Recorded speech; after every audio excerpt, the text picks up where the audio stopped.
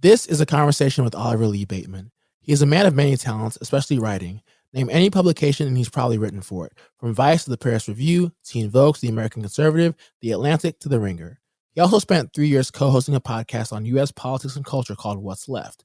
We talk about how he became a writer, politics before and after Trump, and why the only news you need is traffic and the weather. Bateman is also a strength athlete and a big wrestling fan, so we talk a lot about wrestling. Our top 5 favorite moments and what the WWF/WWE in the 90s tells us about race and culture.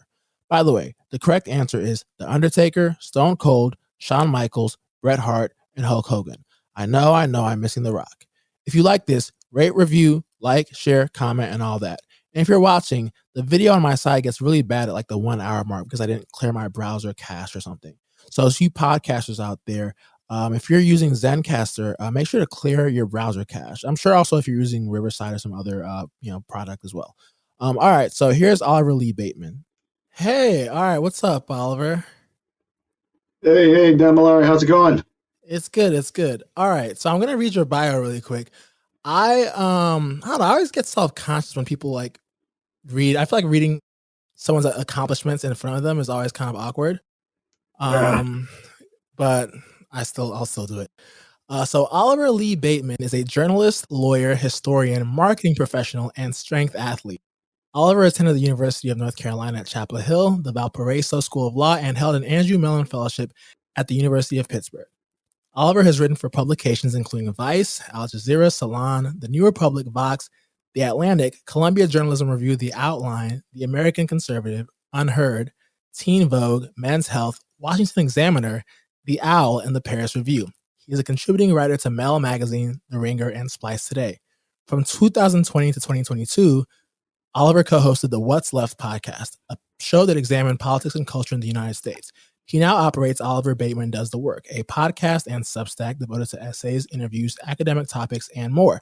So, Oliver, how's it going? Good. Glad you had that show. Reading that aloud, I realized that like 5 or 6 of those publications have closed. Actually, I left, like they're gone. Well, I mean that's a whole industry. I left a couple off. I think there was like Hazlitt, VQR. Some of those are closed too. I mean, those 2 are still going, I think, because they got some backing. But like, I'm also like the only person that's ever written for the American Conservative and Teen Vogue. I'm pretty sure I'm the only. So I want to get only one. I want to get into that in a second. I feel like we're alike in one way, in the sense that like we both do a lot of things, and I feel like when you're creating, I hate the word content because I feel like it waters everything down, right? Like there's no reason that like a $250 million Marvel movie and like a person like TikToking from their iPhone should, it should be described by the same word. They're just so far apart. But yeah, it's all content now. And I feel like, when people, I have a friend who's a politics Twitch streamer, and like he's one of the biggest streamers in the world. And he, I feel like when you do content, you have to kind of like pick a niche, right? The whole thing is you have to kind of be very specific. And you do music, like if you might be a music podcaster, you might be a true crime. You get very specific. And I think for people, someone like you've got so many different, you're a strength athlete, you're a journalist, you're into pro wrestling. And like how do you like finding a niche? Like I see your Substack, it's kind of like all about doing the work, so talking to people about work. Like how have you found a niche? Because that's something I guess struggled with. It's like I did finance, so I have a background in Wall Street finance. So it's like, I could do like a market thing. I could do a crypto thing. So I've been into crypto on and off for a while. I could do like a TV entertainment sort of thing. Because obviously you wrote for The Simpsons, right? Yeah, I wrote for The Simpsons. You wrote for the slate, yeah. And Black, but it's also like, I could also do a music thing because I met a lot of kind of artists when I was, working, as part of like working in Hollywood. And it's like you have to kind of pick one. So that's a very rambling way to say, like, how do you decide what to focus on? Well, in my case, it kind of happened that, from my teen years on, I was always jumping back and forth from things, or like I would be really into something. And then I'd go to something else, or I'd have like one hobby going and then another hobby going in the background and then another hobby. But as I got older, especially from my like late 20s on, and I started, really selling writing on the side, I began to realize that there's 2 ways to do it. There's the one way where you can be hyper specific and you go all in on music, like music's your thing. And then Yeah, on top what's of that that, movie? What's that one movie? Sorry, I didn't mean to cut you off. That movie, Almost Famous, right? Like almost like yeah, music, right? yeah, Rolling Stone, etc. Right? yeah. B. Lester Bangs, like who is in Almost Famous, as that character that Hoffman plays, Philip Seymour Hoffman plays, like be him. Like he's really into that one thing, real real nerdy and like real. But I also began to realize you could, as a writer, if your background, if your real interest, which is what mine is writing, right, and you have knowledge of these different areas because they're your hobbies, your area could just be writing, and you just write for other people as elements of what they need, right? So I'm like somebody that all these different magazines on the right wing or the left wing or whatever can ping if they need a piece on wrestling that's not too political, and they might, you know, or somebody else needs something on this particular topic and they know I write about it. That's kind of where I come in. There's good and bad to it. I mean, the good is I write for a lot of places, and I've just as a freelancer, content is my day job too, but just as a freelancer, I've made a lot of money, especially in the past couple of years. The problem is everybody who knows me for like one thing. So they're like, oh yeah, you're the wrestling writer. Well, no, I'm also the culture writer, and I'm the writer about this, and I'm the writer about that.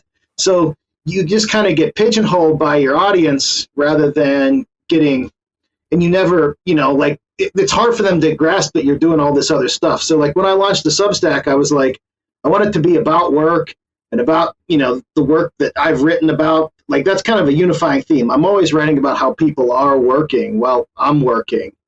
And I was just like, I gotta find somewhere to let people know I work on all this stuff. Like, and that's been the fun of it. But you also become almost like, I've joked about it with friends. Like you become almost anonymous by virtue of how much you're doing. Like it comes out so much. Like you might have 4 pieces out in a week or 5, and that's almost worse than having one because they're just you know what I mean. They're all gonna like I'm happy to get paid for them, but they're all gonna kind of blow away without any impact. Right. That's They'll come out. That's interesting. Also, I guess to give this, I mean, this is obviously a new podcast. I'm calling it Not Another Industry Podcast, although I'm not married to that name. I plan to talk to mostly kind of right now, the unifying thing is sort of media, like people in media in one form or the other. But I think the type of context I want to look at it is like, let's say someone is watching this and they're like, hey, like let's say someone sees your byline or something and is like, hey, like, I want to do what that guy does. Like, how did you kind of come to do that? So that just to give a kind of an overarching framework to the conversation. But I think that's a great question. Yeah, that's a great question. Yeah, because I feel like I run into people who are like, oh, I want to write, writing. I wrote for Blackish, I wrote for The Simpsons. People are like, oh, I want to become a writer. And like, on the one hand, I do have certain advice, which is like, there are a couple books that are really good if you want to write for TV. There's this one called Elephant Bucks. If you want to write for film, there's one called Save the Cat. But like, I had a very fortuitous situation, which is that I wrote for the Harvard Lampoon, which is like this gigantic pipeline from, to television writing. Like half the Simpsons writers were Lampoon people. I want to say like a third to half of like the writers for 30 Rock, The Office, SNL were like Lampoon people. So it's like I can give certain advice, but I can't. It's like I can't be like, hey, so go back to go back to your junior year of high school, do really well on the SAT, get into Harvard, and then like join this esoteric random organization. But I think that I do give the advice I can, but I want to like when I talk to people, I feel like there's gonna be somebody who listens to this and it's like, oh, like I like what this guy does. Like I want to see how he came across to do it. But yeah, I think you're really interesting because I came across you in like so many different contexts. Like, and I think that so doing independent content is supposed to kind of be liberating. But what you said earlier is like you kind of become a slave to your audience, right? Like if you're the politics guy, like they want you, like I think of it like people on Instagram, like they're these Instagram models who like every day they kind of post their butt, like they post their booty, like and like if they start posting inspirational quotes, no one's gonna like people are gonna be, I didn't follow this page. I follow this page to see your butt, in scantily clad, and but also if there's a spiritual inspirational quotes page and that page starts posting bikini pictures, like people are gonna be like, wait, I didn't follow this. So I think the same thing happens when you're doing content, which is that you become a slave to it. But it still seems like having a niche, like for example, Taylor Lorenz, like she just writes about freaking TikTok internet culture and like that's a whole kind of vertical. But I do admire your ability to like kind of bounce around, right? I think it's like really interesting that you can like I remember like I was listening to like the What's Left podcast. So I had this period where I got really into politics, where I just became a hate. I can't just like hate white liberals, which is why I want to talk to you about how you like kind of, you know, you've written for Teen Vogue and like the, you know, American Conservative, and you've written for all these different across the spectrum. I got really into politics, and I remember I saw your byline at the Ringer on a wrestling article, and like I'm a huge, like growing up, I'm a huge fan of wrestling. Like finding out that wrestling was fake was my own personal 9/11. Like I was just like, oh my goodness, this can't be. Like I love, and we have to get into our top 5 or top 10 or whatever later in the conversation. But like I remember I saw you in there, and I was like, wait, the Ringer is this kind of pretty woke organization. Like it's pretty, you know, like it's, you know, pretty woke. But like you on What's Left, you have kind of a very, I'd say, center right sort of point of view. Center. Yeah, I'm a Democrat. I vote Democrat. All right, center, but not like a AOC, not like an L. Like I mean, like a Tim Ryan. Yeah, not a coastal, you know, not a coastal sort of liberal. No. And so I was like, whoa, like you're operating in all these different worlds, and I find that really interesting. So I guess like, how did you come to sort of like do that? Like you just start, like, I don't know, how does one become like a freelancer or a writer, you know, in that capacity? Well, my story of like professional writing, which even how it leads to being on that podcast and doing other things, it all starts with, I guess, 2012, 2013. I'm working as a professor. I'd finished my PhD at Pittsburgh in 2012, and I'm in Texas, Dallas, Texas, at the University of Texas at Arlington, you know, on the tenure track, teaching history courses there. And, you know, I had just always been looking for extra money in my life. You know, I'd show up and do like movie extra work when they were filming in Pittsburgh, because they were doing that a lot, or just anything that would come around. What movies filmed in Pittsburgh? What movies filmed in Pittsburgh? The third Batman movie was filmed here. So I stood about Warrior with Tom Hardy, the MMA movie. I stood around in the Peterson Center for that. Like $60. You got fed. You know, it wasn't bad. Blood Brothers, directed by the RZA. Oh, I love the RZA. How did they treat you? So I have I don't know. I'm not gonna call it a horror story, but like a friend of mine was on Ballers on HBO. And like, you know, one day he's like, hey, let's like, you know, let's swing by a set. Like, you know, he was off. He's like, let's go by the set. And like, I love being on set. Like one of my favorite parts of writing for Blackish. And one thing I miss, you know, on an animated show is, you know, just being on set, like hanging out, like, you know, especially Blackish had the kids, and like, you know, it's kind of vibrant. Like it's cool. And so I was like, yeah, let's go by set. You know, who doesn't want to meet The Rock? And I go there, and they're shooting like a dinner party scene. And they're like, the writer, I think the writer and maybe even the director were like, they like saw me like, hey, like we want you to be in this scene, because the scene was kind of mostly like older people, and they're like, oh, you're kind of young and, you know, cool looking. I mean, that's their words, not mine, I think. But so they put me in the scene, and I was like, God, do I want to be in this scene? Because, you know, continuity, right? Like you can't like be like, it was going to be shooting like kind of overnight, and for continuity reasons, you can't like if you have to commit to it, like you can't like be in one shot and not the other, because it ruins the whole thing. That's right. And I was like, well, it would be cool to kind of just be in a random episode of Ballers. And I sat there, and like the way they treat extras, I just left like you're like cattle, like you're like kind of they just kind of stare you. And like I didn't get paid, because like I was like doing it as a favor to a friend. I didn't fill out the paperwork, but it was just like it left a weird taste in my mouth, because like, I mean, this is probably not the case in Pittsburgh, but like in Hollywood, there are people who are like, they've been doing extra work for a long time. They're trying to get that break to become actors, and it's not that here. Yeah, I'm sure it's not that there, but it made me feel a little bit icky. Like they're kind of treating people kind of like crap, and these people, it's like this is their closest proximity they'll have to like their dream. And it was, you know, I didn't love it, but I am in a random scene of Ballers, so that is nice. That's still something though. I mean, that's you made it in a way. You're always going to be there. Oh yeah, I love it. I met The Rock. It was cool. So there's like, when I worked with the RZA, it was a different story, because I got hooked up. They needed to film Blood Brothers, which never came out as far as I know. They had like some tax credit reason for filming at the end of 2016, like 2 weeks they needed to film here. And they desperately needed a script supervisor. And I had never done that work before. But a woman I knew at an agency in town called me and was like, do you want to do this job? And I was like, well, what does it consist of? And she's like, you'd stand behind the director and basically keep track of the continuity on the script and other things as you go. There it is, continuity. And so I stood behind the RZA. You know, he's looking into the camera. I'm standing there for 2 weeks. You know, and it was a good pay. It was like $300 a day or something like that for that span. And I hadn't re-entered. I had stopped working at Texas Arlington in May 2016, and I didn't start in marketing at CBRE until 2017, this big company. So it like kind of was one of those things that like filled the gap. But yeah, I mean, he seemed to be, I mean, he was a better actor than any of the these were all like scenes in the early part of the movie where it was like the childhood that was going to establish what happened to the two kids. And so it was like local actors that they had cast to be like the mom and dad and whatever. And it was clear that the RZA was a better actor than everybody being filmed in any of the scenes. And a lot of the scenes were like establishing scenes where like they had to get a car driving up a driveway or this thing at this time or this thing at this house. And it was just like, it was basically like the director of photography and the assistant director like mercilessly pushing through these different shots that we had to get done. But he would go in and like, you know, basically act out every scene before we did it. And you know, just like, this guy's just cast him, you know, like he wants the kids to do it like this. He was very animated. I mean, I was surprised at how good he was at that. Well, I think rapping and acting is like a natural, because rap is such a, you know, rap you're performing. It's almost like how, you know, models become actors, because like models are used to being kind of directed and in front of, you know, having eyes on them, and also are very attractive. Like I think I see rappers becoming actors the same way, where it's like you're used to reciting lines, like you're used to you're performing basically. So it definitely makes sense. And so, okay, like I guess your path from sort of professor to kind of podcast host to kind of, you know, I guess to writer, and then the I didn't give you that. I didn't give you the link. It happened because I was on the Pitt News when I was in grad school, which is the school paper for the University of Pittsburgh. Like I was writing a column every week, you know, it's the humor column.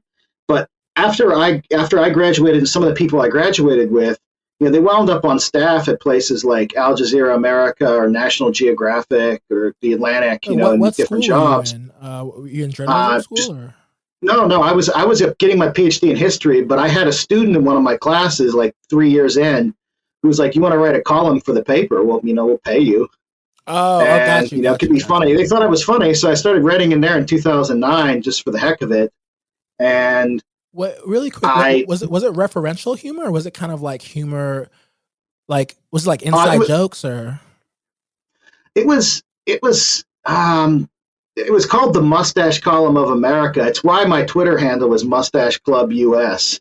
And it was very strange, like it wasn't topical, but there would be like multiple columns on $5 pizzas, you know, in the Oakland neighborhood, or you know, just like constant references to the same things, column after column. So I'd like reference, you know, Peyton Hillis being on the cover of the Madden, you know, the Madden whatever, you know, one that he was on over and over and over again for some reason. Or I'd, you know, everything else was just kind of incidental, but it would be themed to whatever they wanted me to write about. You know, give us something on renting an apartment. So it'd be this kind of amusing thing on like renting a rat hole apartment in South Oakland in Pittsburgh, stuff like that. And it was, you know, I was really like doing college content as like a 26 and 27-year-old. So it was really like, you know, the joke was there for me too, doing that. But the bigger payoff from that was down the line, those people, you know, that was a good group of people I worked with. A lot of them ended up on magazines, and they began asking me to write. And that led to other editors asking me to write. And that just over time led to other people asking me to do things. And even when I got on What's Left, I was introduced to Amy, who was the co-host, by someone else that I knew from the University of Pittsburgh, who was already listening to the show. I'd never listened to it. They were just like, Amy, you should interview this guy now that your co-host is gone. And then she just asked me to like co-host the show and keep it going. I'd never heard it before. I didn't know who she was.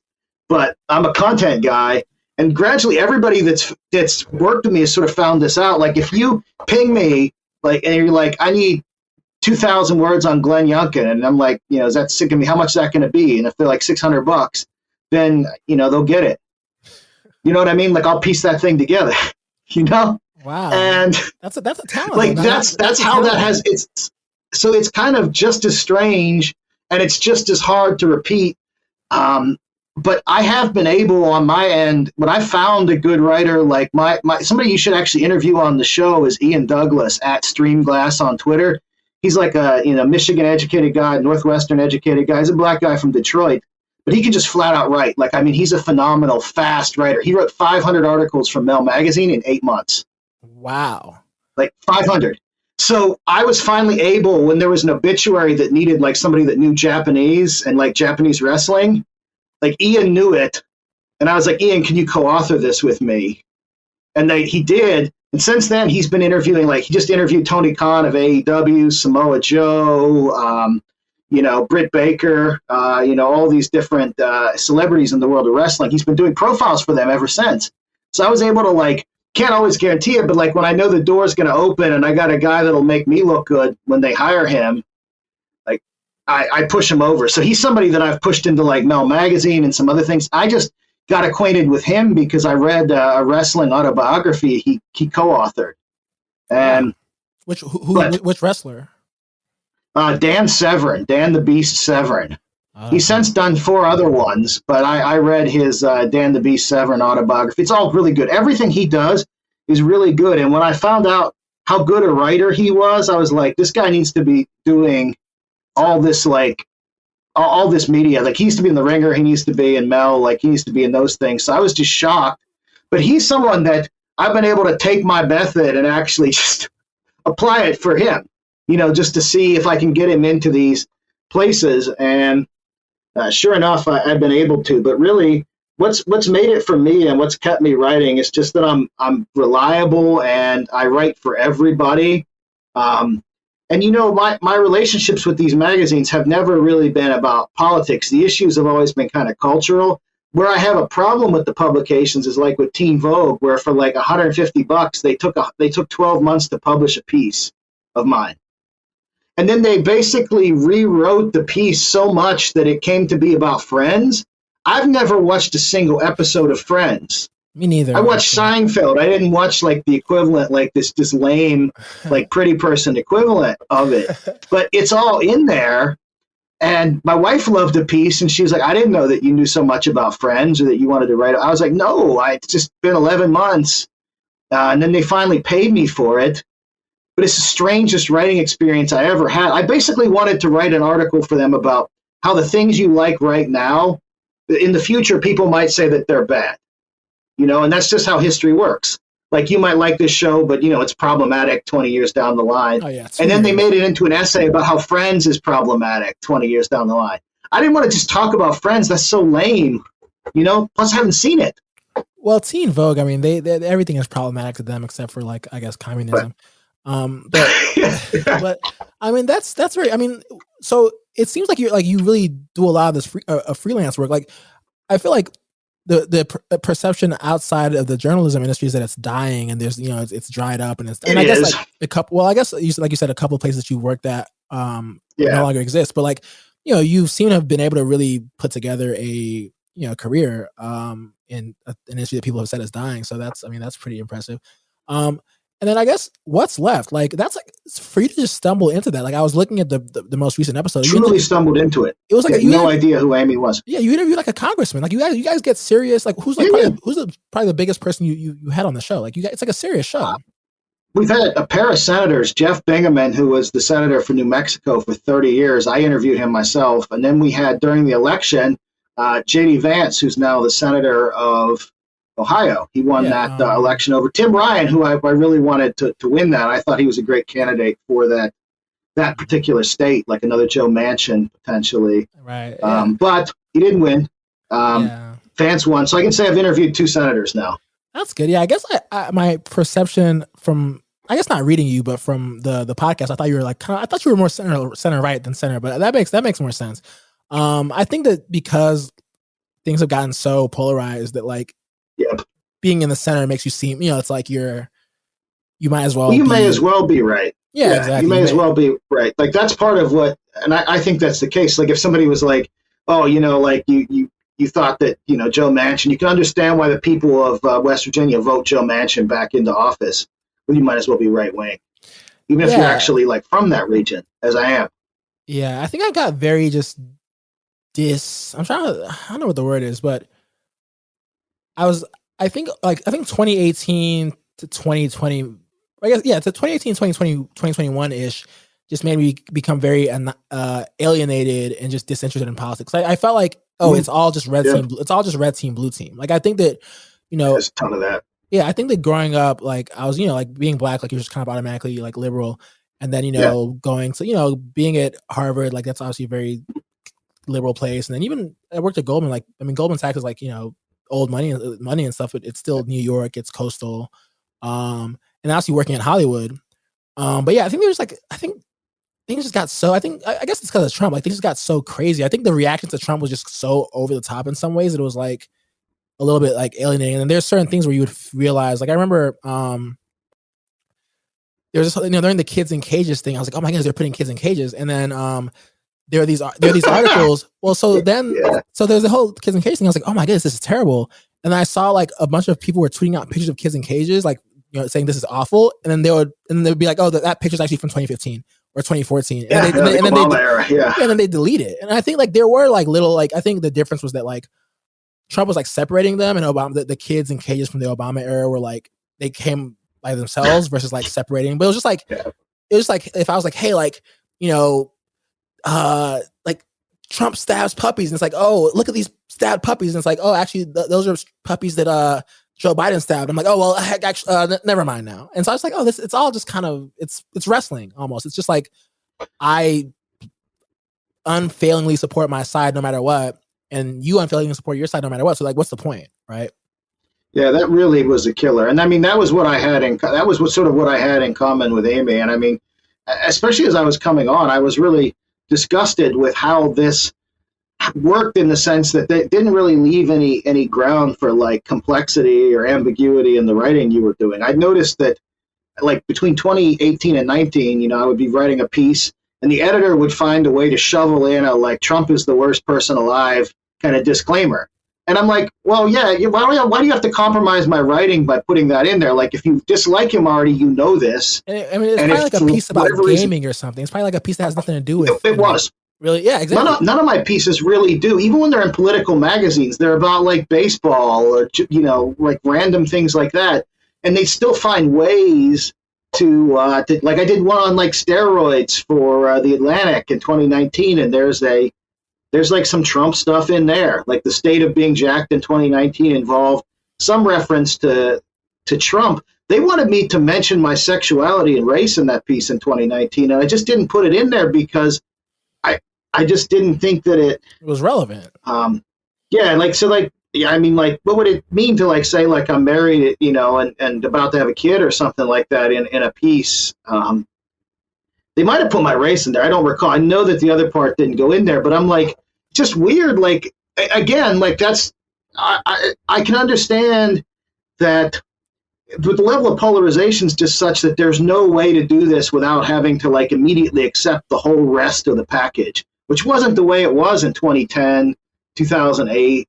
At least in conversations that I'd be having when I was in school, it wasn't that crazy. Yeah, it is crazy. I think that like 2016 onward is just so unrecognizable from, and I think it's funny. I'm surprised that you only joined What's Left in 2020 because I thought, I think I discovered it earlier, but yeah, I think there's another co-host. Yeah, I think it's such an interesting time to like, because obviously there's so much interest in politics, like over, from 2016 onwards, there are people who just all of a sudden became really, really invested because there was this kind of boogeyman to rally against.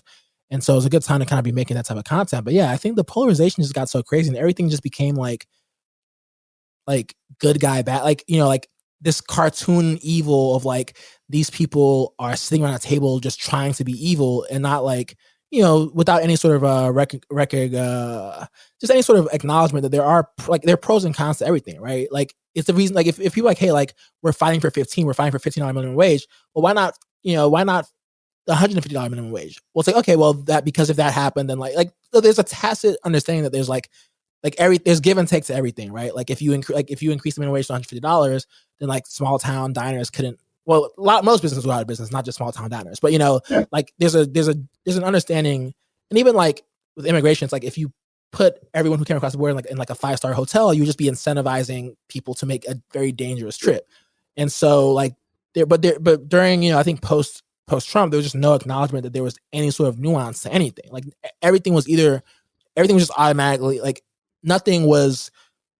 There were no trade-offs, right? Everything was just the worst thing ever. And so yeah, it was just very like I think now like I'm at a point where the only news I really need is like the weather, and like maybe yes, yeah, you got to know that. Yeah, I think the weather and traffic because otherwise like why do I need to know like I don't know I think it's like that whole era of politics just gave me I was never really super into politics but I was like okay like liberals are good and conservatives are bad was kind of like my the most I thought about it aside and that I guess I like guns are fun but like you know that was kind of the extent to which I thought about it and I think post 2016 we just had this really weird although I think like it's boomeranging now where like people are kind of fed up of a lot of sort of things and now you have like Latinos voting I mean not all over the country as much but especially like obviously like mostly in Miami and stuff in Florida but yeah I mean it's interesting that like I think the wrestling like it's like you kind of are in so many different pots which is like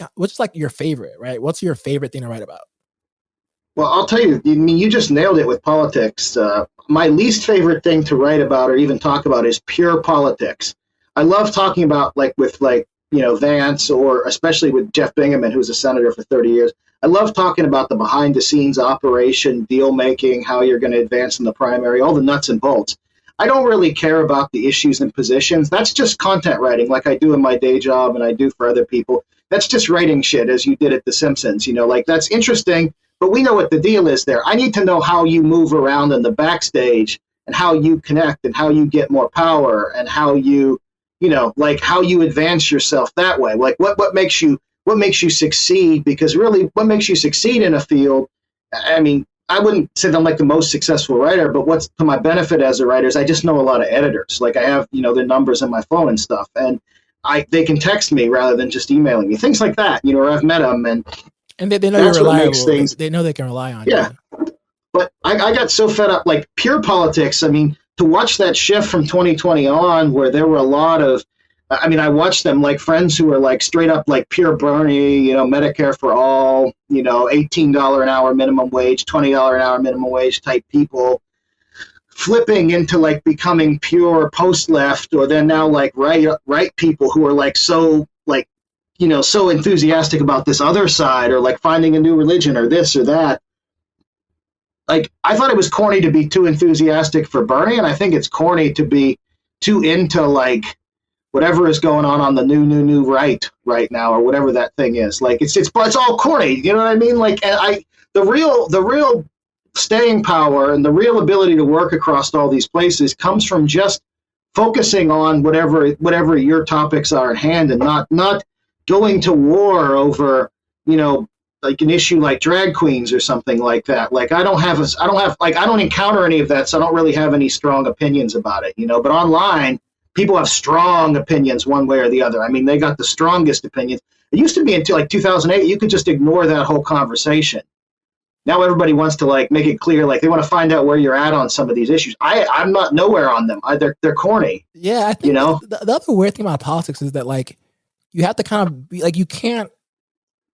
It's not a la carte, right? Like I think that like you could kind of be like, hey, you know what? Like I'm pro-choice, but I really like guns. Like I think you should be able to have guns, or like you know what? Like I support like workers' rights. I want to hire minimum wage. Like yeah, we could tax billionaires more, but like you know what? And this is actually what Bernie Sanders' position was before. But you know what? Like immigration, 26, yeah. Immigration. Like we can't just have a ton, because that's gonna aside from not even the whole Trump, the criminals and all that, but more just like, the labor, it brings in a bunch of labor, that's like tends to be cheaper. Like you can kind of like pick and choose and say, oh, versus now it's like, no, you have to have like, you need to hate guns, be pro, like, there's no, and I think that's one of the weaknesses of, I guess, the left is that like, I think there's this kind of quote that people on, I guess, the quote unquote left will say is that like, I'm not going to do, like, I'm not gonna, like, why do you want me to do like labor for you, right? Like if you ask them, hey, like I don't really understand this, and like it's like, well, why I'm not gonna do like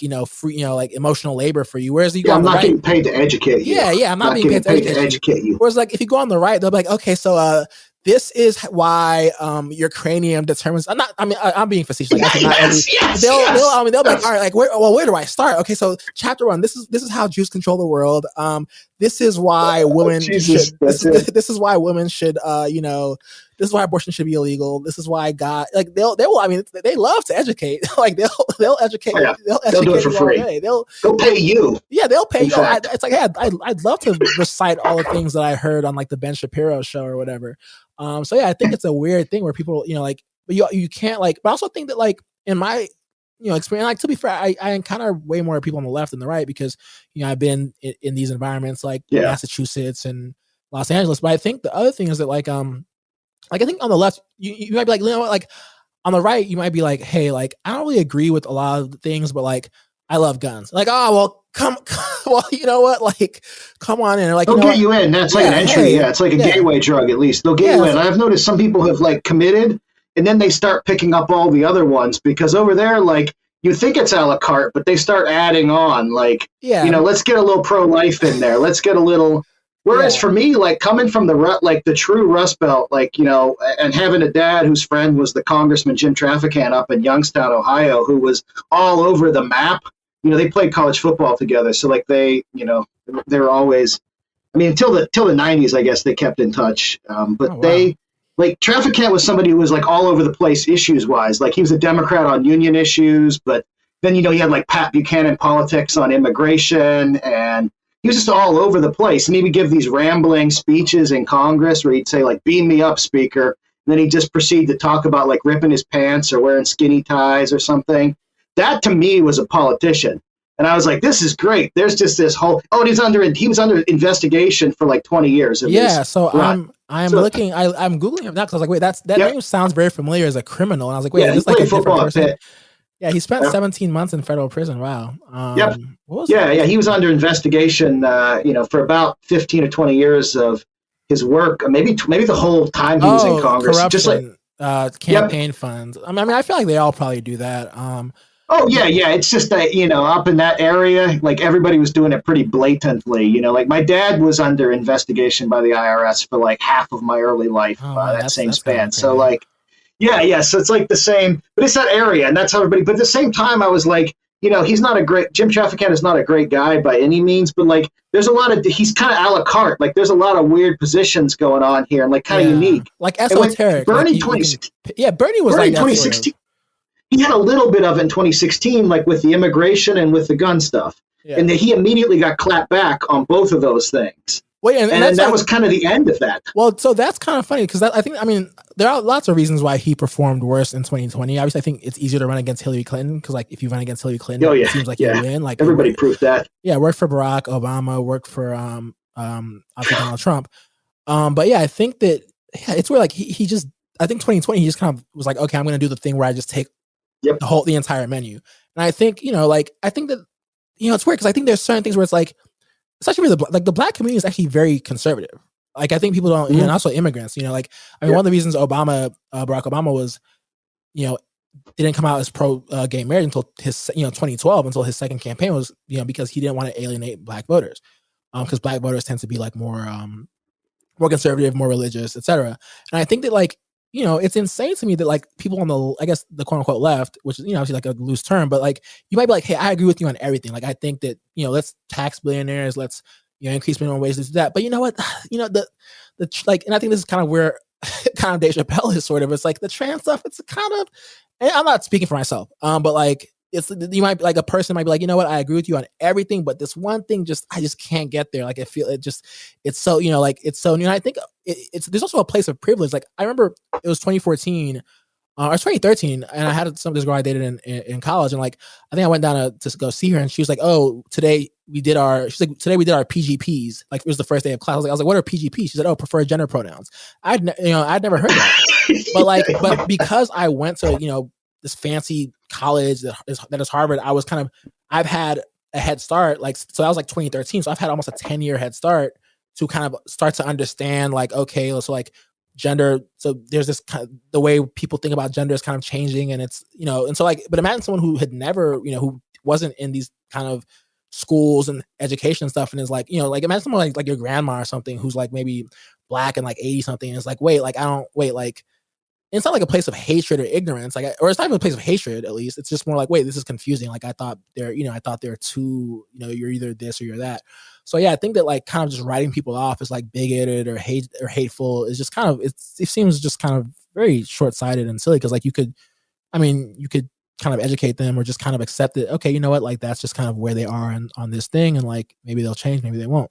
But hey, they're with us on everything else, so like maybe they're still kind of a valuable, to have. Like it's like, do you want your coalition to be like a country club where it's like only like you have to have this? It's like a exclusive, or you want to be like if you want to win, you want to be inclusive. And so it's like politics as like designer handbag or something. But anyway, that's like I don't want this to be a whole politics podcast. Although I guess you did host What's Left. It's all familiar, very familiar. We talked about these very things, but I mean these are the points that that's a big point. And in fact, if somebody really does have views that you see as like outdated, or they're prejudiced in some way, or they're just old, like they haven't been updated, like they haven't gotten the new patch of the video game yet, or something like that. Really, you may never encounter them to make that to like.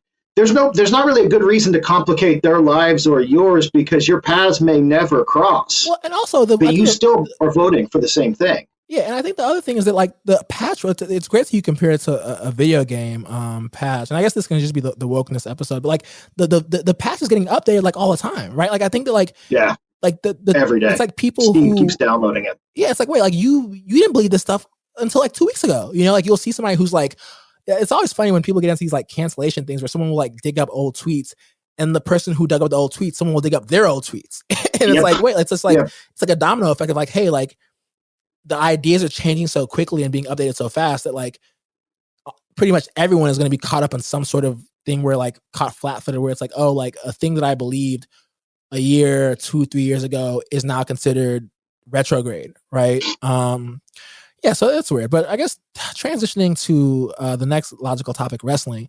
So who's your top 5? I think I'm going to say Undertaker, Shawn Michaels. Oh, Bret Hart. Undertaker, Shawn Michaels, Bret Hart. Stone Cold. Ooh, the fifth one is tough. I feel like I'm definitely free. I mean, I guess you have to say Hulk Hogan. I guess you have to say Hulk Hogan for the fifth one. Yeah. I mean, if I'm going for the top 5 that are just like the kind of like tentpole big names of my era that I watched, I mean, it would be Hogan, then Bret Hart, then Shawn Michaels, The Rock, not Austin, and now Roman Reigns. I will kick John Cena off and put Roman Reigns on Mount Rushmore. My buddy Jonathan Snowden just wrote an article for The Ringer that basically argued he interviewed Roman Reigns, and it was like, it's time to put Roman Reigns on the Mount.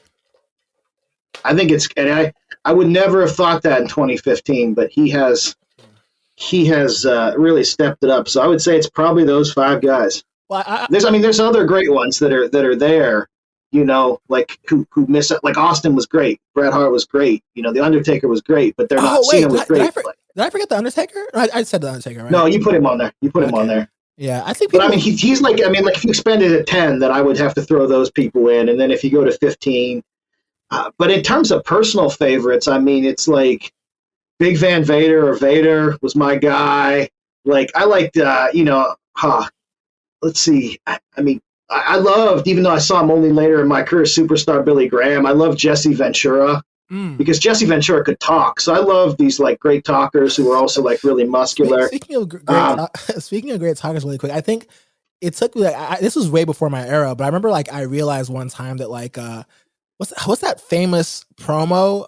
Gosh, it's gonna come to me. But basically, the entire Trump 2016 campaign was basically just a version of this promo. It's like he's saying that he's talking about Ric Flair. I can't remember the guy's name. Dusty Rhodes. You put hard times. Yeah, you put hard times. It's a great promo. It's very vague, but it's tying into like the 80s job dislocation of the time. It's literally every computer took your job, Daddy. Yeah, literally every Trump campaign speech is basically the hard times promo. Like if you go back and watch like 2016, it's literally just like the hard times promo. But that's before my time. I watched. So I lived in Nigeria until I was like 6. So I watched like in the early 90s. Like I used to be terrified of the Undertaker. I thought like the Undertaker and Kane were brothers.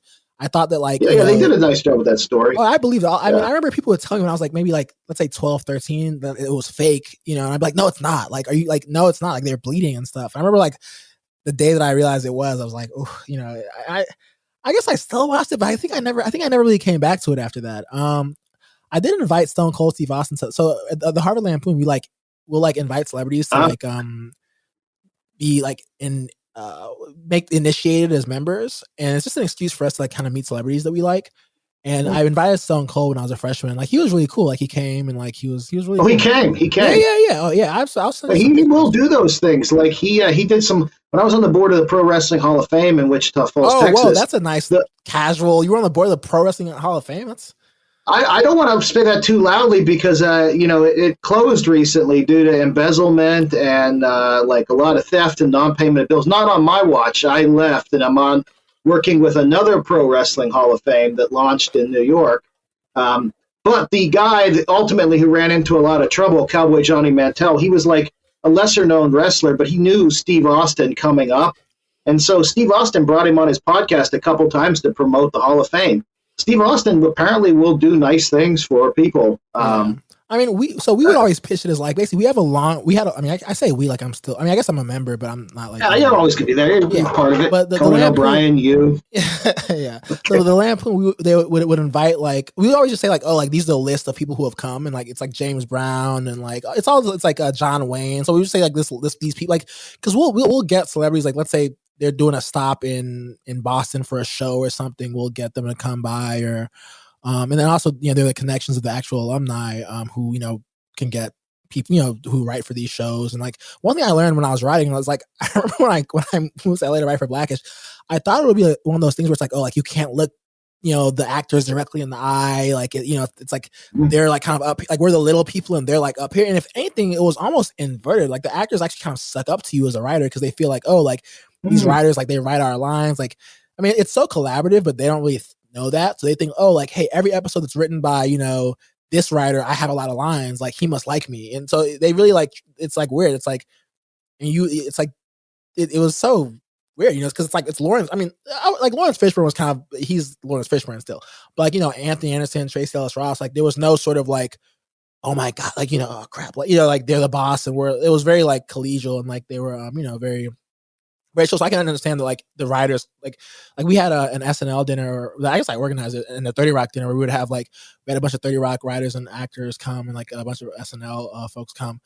But yeah, I mean, back to wrestling. Like I would. It's like so I never got into like the Cena Roman. Like I don't like anything beyond probably like anything beyond The Rock probably is like I kind of checked, like not even kind of, I did check out, like I checked out completely post The Rock. So I don't know anything. I would probably, if you showed me a picture of Roman Reigns, I would probably know who he was. Yeah, honestly, I know he looks like The Rock.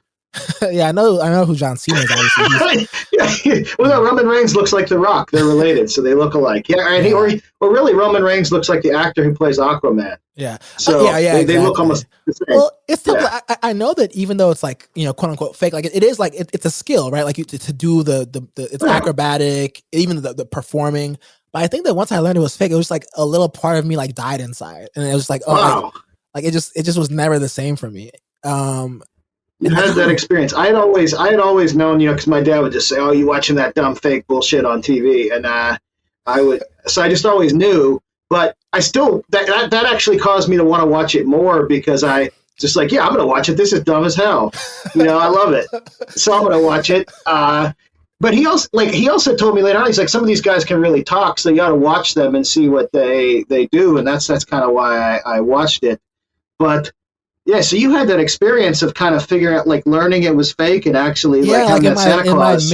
Yeah. Like I never believed, you know, I mean, we were religious, but we still had Santa Claus and stuff. But like, I never believed in Santa. Like that was my Santa Claus. Like finding out wrestling was fake, and I think I had like maybe like an older cousin who, you know, he was like a couple years older than me, so he found out first and he kind of told me. But I was like I was in denial. I was like, no, it's not fake. Like it's not like they're bleeding, you know, like you watch it. And I remember they are, yeah. Yeah. And I don't know what it was that kind of broke, like that I finally learned, but I'm telling you, I believed every storyline. Like, you know, that like when they would have the cops come arrest like Vince McMahon or something, yeah. Like I thought like that happened a lot in that time period. Yeah. I would think, I thought And the other thing that's funny, I'm surprised that Bret Hart is in your, because I always thought that Bret Hart's kind of like a pet. He'd be in my top 10. Oh, you threw me your top 5. Top 10. You threw me your top 5. Maybe because Shawn Michaels is it's like a Bret Hart, Shawn Michaels either or, and I got to go with Shawn Michaels because he was the better sports entertainer. Yeah. Shawn Michaels is wrestling today. Like Shawn Michaels runs the Performance Center for WWE right now, so like he's training or overseeing the training of all the new guys that are coming up, and it's funny how they do it now. They just recruit guys right out of like NCAA sports programs and girls right out of NCAA sports programs, and Jake Paul. And Logan Paul. Logan Paul, who can really go. Logan Paul not only can talk, just like Jake Paul can box. He can really box. Like Logan Paul can really wrestle. He's credit to him.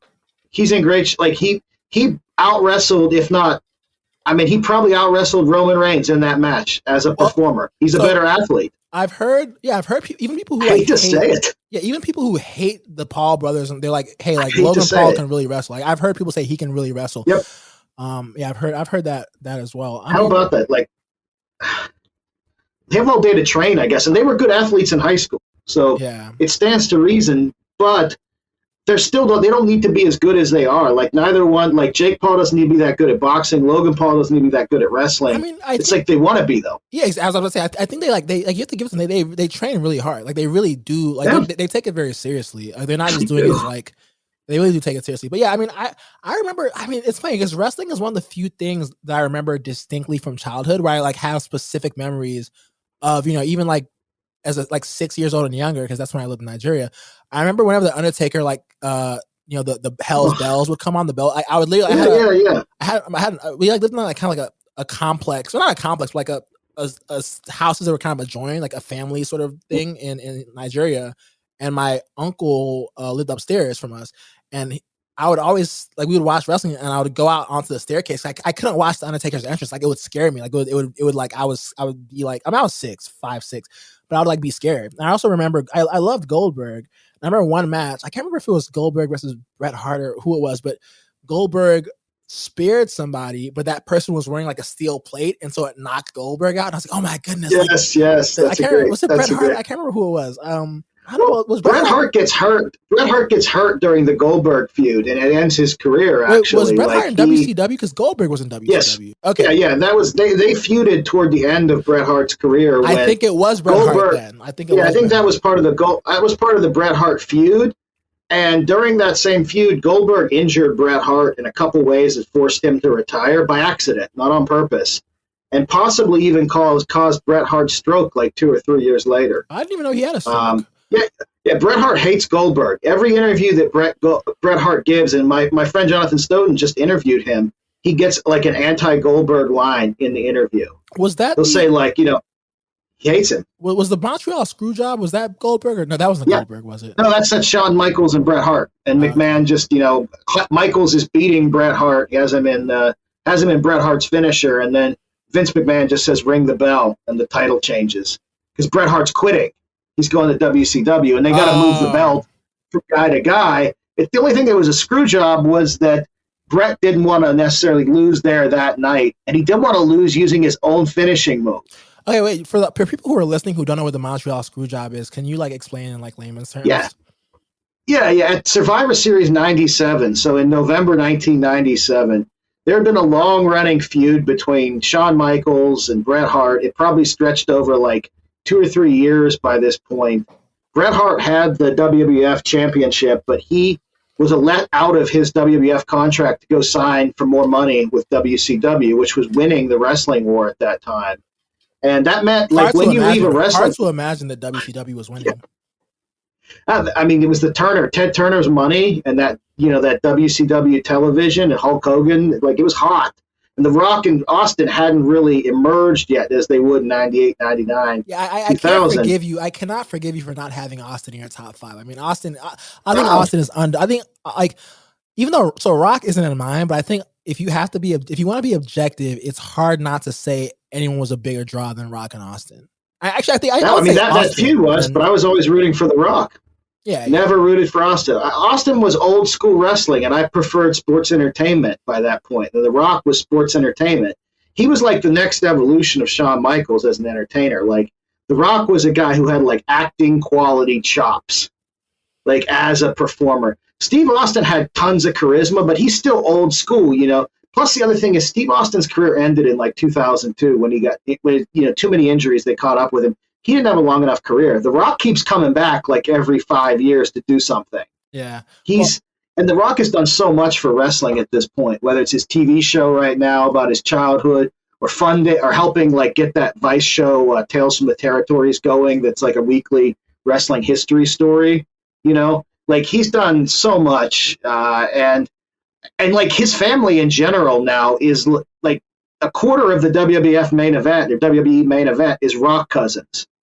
All those Samoans are all like they're all dominating that company, and they're all great. Right. So.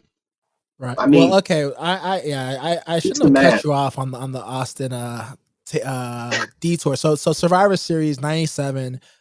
Bret Hart believes he's like it's scripted. This stuff we now know is scripted. Yeah, he doesn't think he's going to lose there. He doesn't think he's going to lose. He thinks the finish is going to be different than what ends up happening. He doesn't know how the title is going to get dropped. Like they haven't really hammered that out yet. But he knows he's going to have to drop the title before he leaves the company. He just doesn't want to do it in Montreal because he's Canadian. Oh, okay. He doesn't want to do it. He definitely wouldn't want to do it with himself in the sharpshooter, which is his own finishing hold that the other guy's putting on him.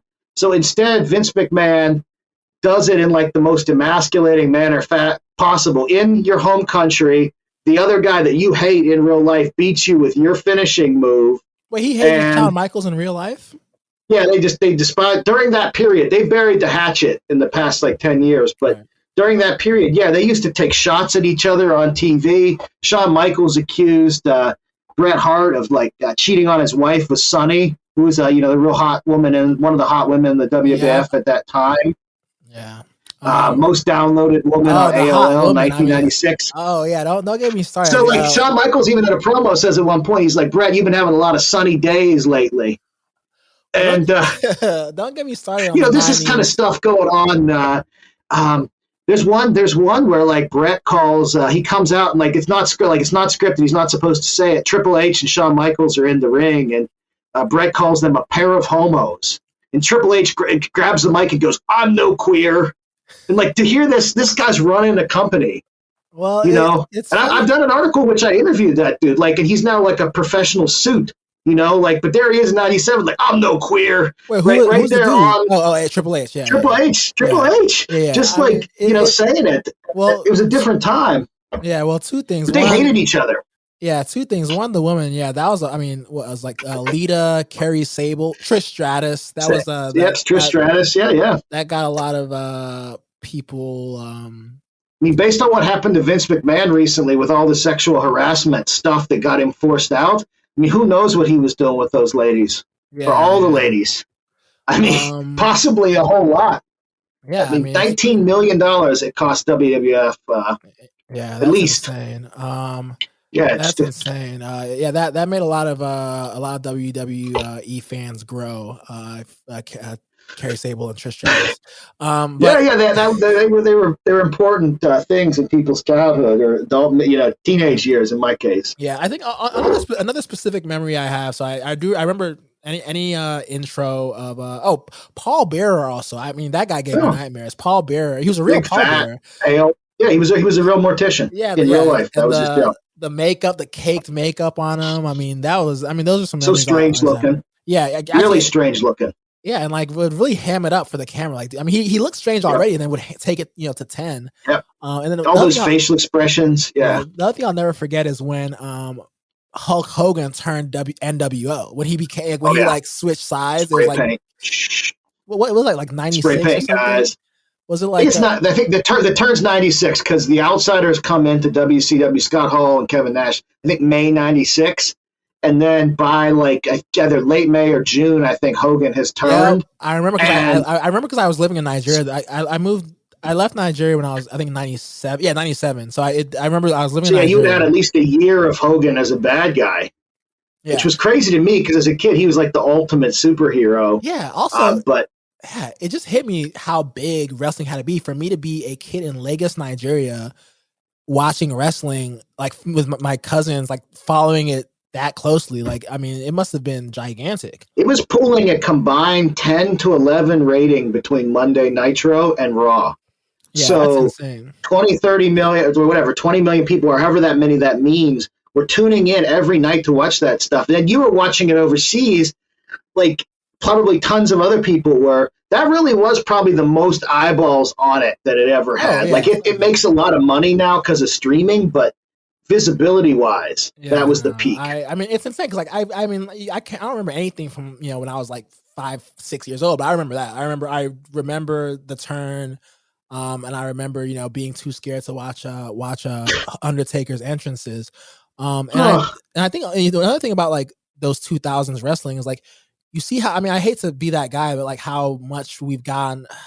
I don't want to say the word woke because that has like connotations, but it's like you watch the stuff that people were saying on TV back then, and like obviously like there's certain things where it's good that it gets out of the, like, it's no longer kind of a loud and polite company, but like there's freaking I mean there's videos of Vince McMahon dropping N-bomb, like dropping the N-bomb, like but like it was like a time. He was having people kiss his actual rear end on TV, 2003, 4. And even like the stuff with the woman, like how they were dressed. And like I think, and just some of the stuff that people, like Booker T and like he had multiple Vince had multiple cheating angles, like with Trish Stratus on his own wife, who was in the stories as well. Like Linda McMahon was part of the stories of Vince cheating on her, and like they feuded. Like you would not do that today. Like you wouldn't do any of these storylines today. Like I hate to be like we've gotten so soft and political correctness, but I do like. I mean, I do also feel like race relations were better in the 90s and the early 2000s because like we could kind of like laugh at each other. Like I think that like when Vince McMahon, like, I mean, there's videos of him like kind of wearing a do rag and being like, "Yo, what up?" Like kind of talking in like what's Ebonics, and it's like like it's like. I think there's like there's things when that there is bad intent, right? When someone's trying to like like I hate to use the term punch down, but like trying to like belittle a community. But there's also things where someone just wants to be a part. Like I'm not saying Vince McMahon wants to be black, but like where like they're not laughing at you, like it's like good natured, right? Like I think there's a certain weakness. Like I hate the whole idea of, like, you're not supposed to punch down. Like I think that like comedy is comedy. Like if a thing is funny, it's funny.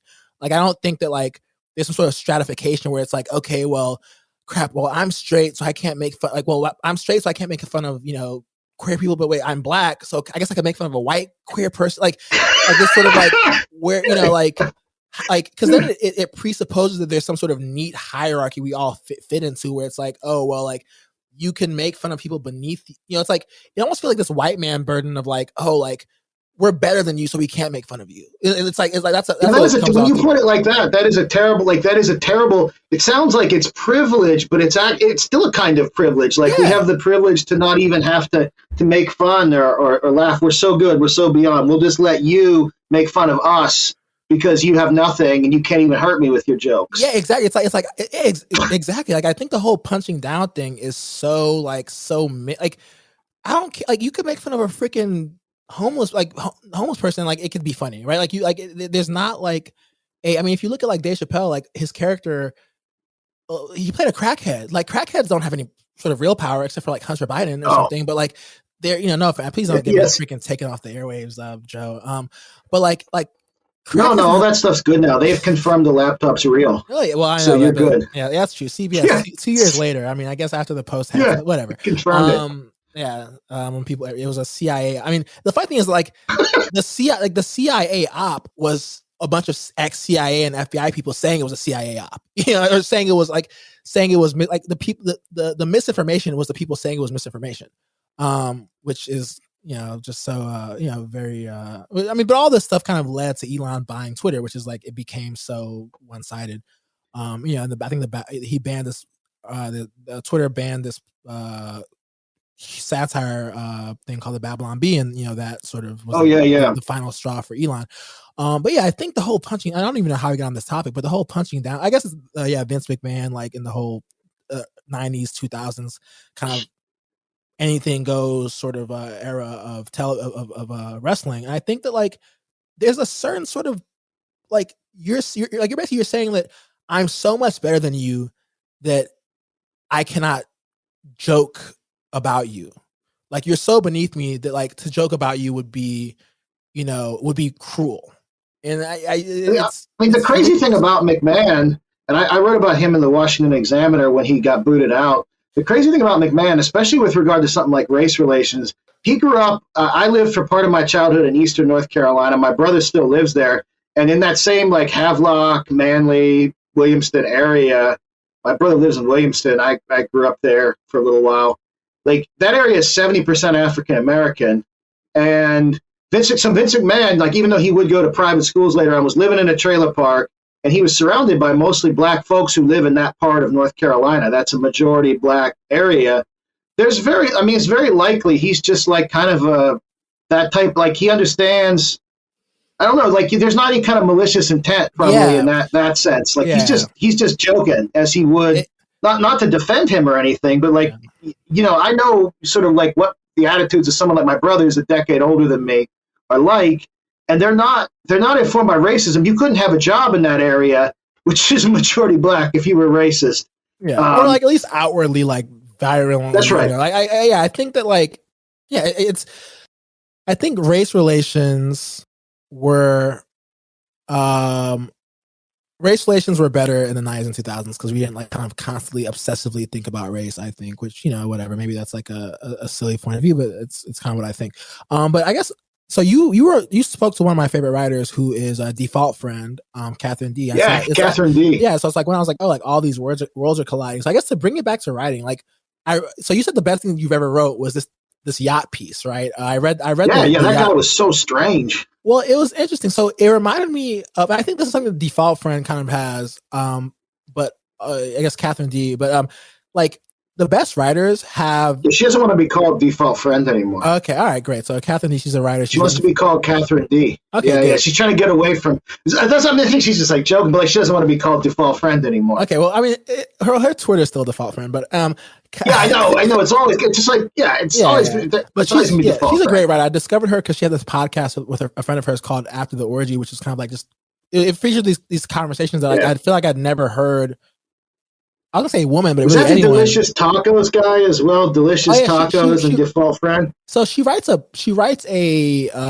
this is like super inside baseball internet, but she writes a column with him, like an advice column with him. But like the podcast that I kind of discovered her from was called After the Orgy. It was her and her friend, and like these like women like kind of late 20s, and like talking about topics in a way that I'd never really heard before. But I think she's a great writer.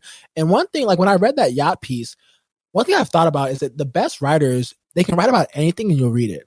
I think, he's kind of overpraised somewhat, but David Foster Wallace had this quality where like he found a way, like he could write about a way to do it. Yeah, he could write about any, like I read Consider the Lobster, and I read a supposedly fun thing I'll never do again. And like, he had like, these super esoteric, like he'll have like a 30-page essay about like like dictionaries. And like you'll sit there and read it, and like I'm not an avid reader. Like I was an avid reader as a child. Like growing up, I would read a ton. Judy Blume, Harry Potter, J.K. Rowling, whatever. And I just for some reason, like high school and onward, I kind of in college especially, I stopped reading really. But like I think that yacht piece really reminded me of that sort of David Foster. I mean, it wasn't a million pages like David Foster Wallace essays. But it reminded me. It was very short. I was surprised how short it was. Because I was like, I could hang out with this guy all day, and learn more about him. But it had that quality of like this is a thing I never thought I would want to read. I would want to read about, but it's really great. And so I mean, who are your like inspirations writing wise? So I definitely got a David Foster Wallace vibe from that piece. I definitely liked him, especially when I was in undergrad. When I was in undergrad at Carolina, like in the late 90s, early 2000s, like he was active and he was a big deal, And I mean, his stuff was definitely an inspiration. I mean, first writer I read who really had a noticeable style and also could do, and I think did a lot more this way than David Foster Wallace did. And he was also a PhD, but he wasn't a professor. He was just somebody that had studied American studies, got a PhD in like the 60s, and then began doing these big content pieces with books. was Tom Wolfe, who did The Right Stuff on the astronauts, the electric Kool-Aid acid test. Is he the Bonfire of the Vanities? Bonfire of the Vanities is one of his fiction works. It's kind of about that Tawana Brawley, but not really. Kind of about that Tawana Brawley stuff and the race stuff in New York in the 80s. Yeah, he's just brilliant. He made everything sizzle, and like he always got. It was always something different. But he always, like, I would read him, not the, you know what I mean? Like, I knew he'd make the content work. Like, it could be about anything, and he'd find an angle on it. And he was also hard to pin down politically, which is something I've always shot for, because I don't want the readers to see that, because I feel like I want them to read the piece from beginning to end. That's just me, but I want them to try to figure that out, too. Like, where's this guy coming from? I don't want that spelled out anywhere, because I think it gets in the way of the writing. But Tom Wolfe was a big influence. There was a sports writer named Ralph Wiley who I thought always did a great job of, like, balancing like personal narratives, like he'd been an athlete in college and covering sports. And like, this columnist, I could go on and on, like this columnist Jimmy Cannon, who used to write in the New York papers in the 40s and 50s, like had this really pulpy style. There's so many writers that like inspired me, and it wasn't about what they wrote about. Like, yeah, it could be about boxing or it could be about this, but it was more their voice. It was more how they presented this stuff. And I was like, that's what I want to do. And so like I also try, as I write it across all these different places, I write in different styles and different voices and different approaches just for the fun of it. Like this place lets me write like this place lets me write like that. And that makes the writing work so much less boring, because a lot of what I do can be formulaic, and a lot of what I do in the corporate world is pretty formulaic. But even there, I try to mix it up a little bit. Like if I can get things in there, or I do things to entertain myself. Yeah, like, wait. Sorry, I didn't mean to cut you off. I forgot, like the CBRE thing was super random. I knew you did marketing, but I didn't know you did it like a mega corporation. So you have this side of you that's also like corporate. I mean, I guess, that's Now I do marketing for a company that does DEI solutions and listening. Oh, so like I write diversity, DEI, equity, and inclusion. Okay. Yep.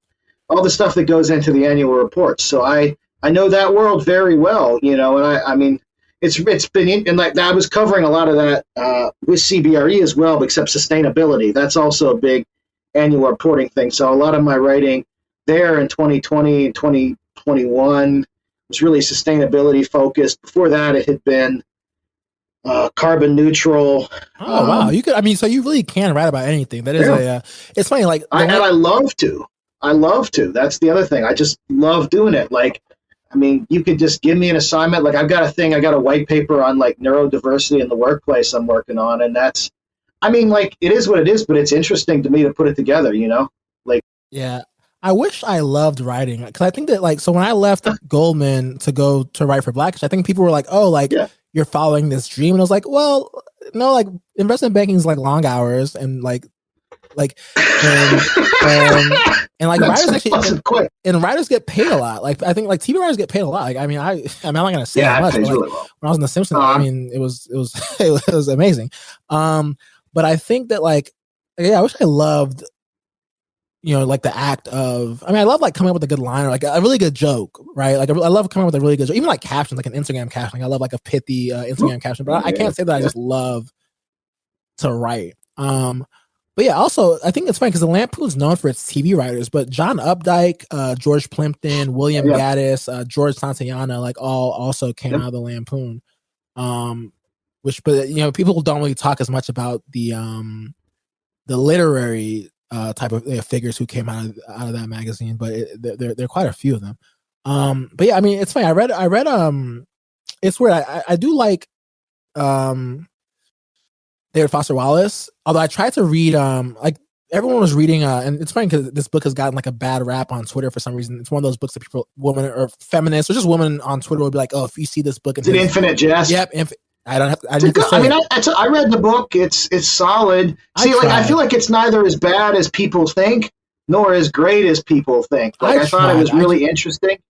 It's long though. Like, it's one of those ones where you just gotta you gotta have time set aside for it. And who has time set aside? So I had time. I mean, I was gonna not mention this in this episode, but what the heck? Who cares? I tried to read Infinite Jest when I spent 28 days in federal prison like a year ago. Which is a whole other separate story. I know. How'd that happen? That's a whole. That'll be its own episode. Yeah, But you gotta do its own thing. yeah, that'll be its own thing. But I spent 28 days there, and I would read to pass the time because I was in quarantine. It was during COVID, and during quarantine, like you have no you can't leave your. It's like so if you're in what's considered solitary confinement is 23 hours lockdown and 1 hour of because it's seen as cruel and unusual punishment to have 24-hour lockdown. So 23 hours and 1 hour of kind of outside your cell is considered solitary confinement. But with COVID quarantine, you're locked down for 24 hours. I mean, I spent 2 weeks in Texas and 2 weeks in Philadelphia, and in Texas I had a cellmate for like a week. But and in Philly I got out like I think Mondays, Wednesdays, and Fridays I could leave the cell for like an hour or something. Anyway, but I read. So I was just read to pass the time because there's nothing else to do. When I was in, this is also how I arrived at the fact that you like the only news you need is the weather and really the weather and traffic because like I didn't miss any I didn't have access to I did learn about like the Murdaugh murders and like the Gabby Petito murder because that was going on then and I learned about those but like there wasn't like I just realized wait you don't need 24-hour news because I've been in here for a month and I didn't really miss anything. But I would read to pass the time, and I read that was when I read "Consider the Lobster" and a Supposedly Fun Thing I'll Never Do Again. Those are good. And I tried to read multiple essays. They're good. Yeah, I mean, I had people send them. It's not like the prison really had those, but I tried to read Infinite Jest, and I could not. Like I just couldn't. It was so dense. I just couldn't get through it. But I did love. Like I always heard how good his essays were, and I actually was in high school. I was assigned "Consider the Lobster," just the essay, not the whole book, but in some sort of by some English teacher who. Great choice. But when I read the whole thing, I was like every book, every chapter, every essay was so esoteric, but there's only one that I skipped. There's only one that I was like, okay, I just can't read this. But like they would be on the most random things. But I remember the title, the titular essay for A Supposedly Fun Thing I'll Never Do Again. I remember reading that and thinking, I've never read the cruise ship. Yeah, the cruise ship. He goes on a cruise ship. I remember thinking that and thinking and feeling I've never read something that made me more certain that the person who wrote this is going to commit suicide. And like obviously I had the hindsight of knowing that he did, but like and it was very beautiful, it was very well written, but he was able to kind of dig into the sort of like he was able to find the sadness and like the sort of hollowness of something that like was ostensibly like kind of fun, right? And he was able to kind of find like the monotony, like it's a cruise ship supposed to be fun, but it's like this the sort of organized fun and like just like he was it's almost like there are people who can find like the beauty in anything, and he was sort of able to find the like sorrow in anything in that essay. And so it was like he found it in everything, and like his short stories, the same thing. You'd find these moments where he's going into the head of a character or something, where you're like, "Yeah, this guy's not going to make it." You know, you hate to say it, like that level of introspection and that level of understanding of the complicated human mind. You're not going to make it too long. You know what I mean? Like to have to dwell in those thoughts and put them down. I mean, he did a great job. I mean, like, very skilled, but one of several people who you're just like, you're not going to make it. Yeah, I felt terrible kind of thinking that, but I was like, oh, like it's like he probably would have said he probably would have agreed with you. Yeah, I was like, oh, reading this, like if I just read this blind, I'd be like, oh, this guy is probably gonna kill himself, like, or is gonna, is gonna have like. But it was a very beautiful essay, and it was like I might even read it again. Like it was so like he was able to, I've never been on a cruise ship, but like he was able to capture the sort of and like just he does the oxymoron of like organized fun, right? Because fun's supposed to be like kind of spontaneous, right? So yeah, I thought that was amazing, but yeah, I couldn't get through Infinite Jest, but I do think the yacht piece, to bring it back to you like that, I remember because it's free, because you've written so many things for you to say that, and I didn't know at the time that you've written just how much that you've written, but for you to say this is your favorite thing, and like this one because definitely up there. There's like my plan with the Substack for people listening, if they're listening, is to kind of resurface some of the ones I really liked writing that came out, and I got paid and they just kind of dropped off or they faded. I mean, that one didn't just drop off. Like Bloomberg picked that piece up and highlighted it. What year was it? Or whatever that thing What year was it? I think it was 2019 or not, 2018 or 2019. Because I'd gone to Slovakia and then the Cannes Film Festival in 2017. That's when I met that guy. And I was not planning to write that story. I had all this other stuff. I was doing a story on stem cells, and I was doing a story on like medical tourism. but I met this guy. And oh yeah, we should probably explain what the piece is. Oh yeah. Like that's for people that don't know. Like I'm taking for granted because I just reposted this recently and kind of went through it. But I was on an assignment that had me in Europe, and then I wound up in Cannes, and then I wound up because the publicist I was with got invited onto a yacht party. Whatever, I'd never been on a yacht party, just like I'd never been on a cruise ship. I haven't either. So I was like, oh, I'll go. So we went to this yacht. It was this big yacht called the Yacht Chakra. And, you get on the yacht, you take your shoes off, you put them in a pile, you put on these slippers, and then you go out on the deck. And, sure enough, Lindsay Lohan is sitting right on the deck.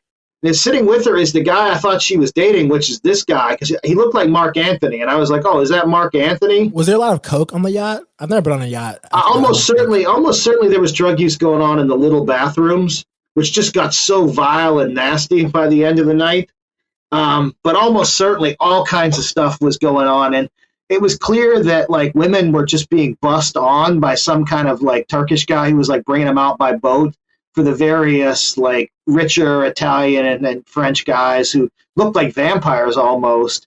And they'd have like two of these women on their arms, just these like scrawny old men, real weird looking dudes, but nice clothes. I mean, in those sorts of like, I mean, Hollywood is a little bit like this, like not even in like a Me Too way, but like the use of almost woman is like currency, where it's like, okay, like, hey, like if you want to get into this party, you need to bring like 10 super hot girls, like something like that, right? Where it's like women, like it's like they're like almost like a gateway or like an access point in that where I'm not saying it's good or bad or whatever. I'm just saying that's how in a lot of these kind of high powered money and whatever status areas, like that's kind of how it is.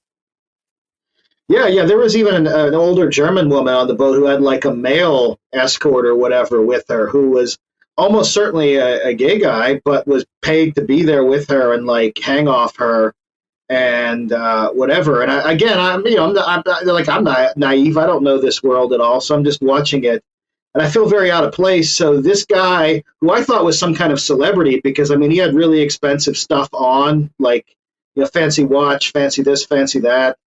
And he was sitting with Lindsay Lohan talking to her. So I was like, oh, this guy's somebody. But she went on and moved off and did something else. And he just started talking to me.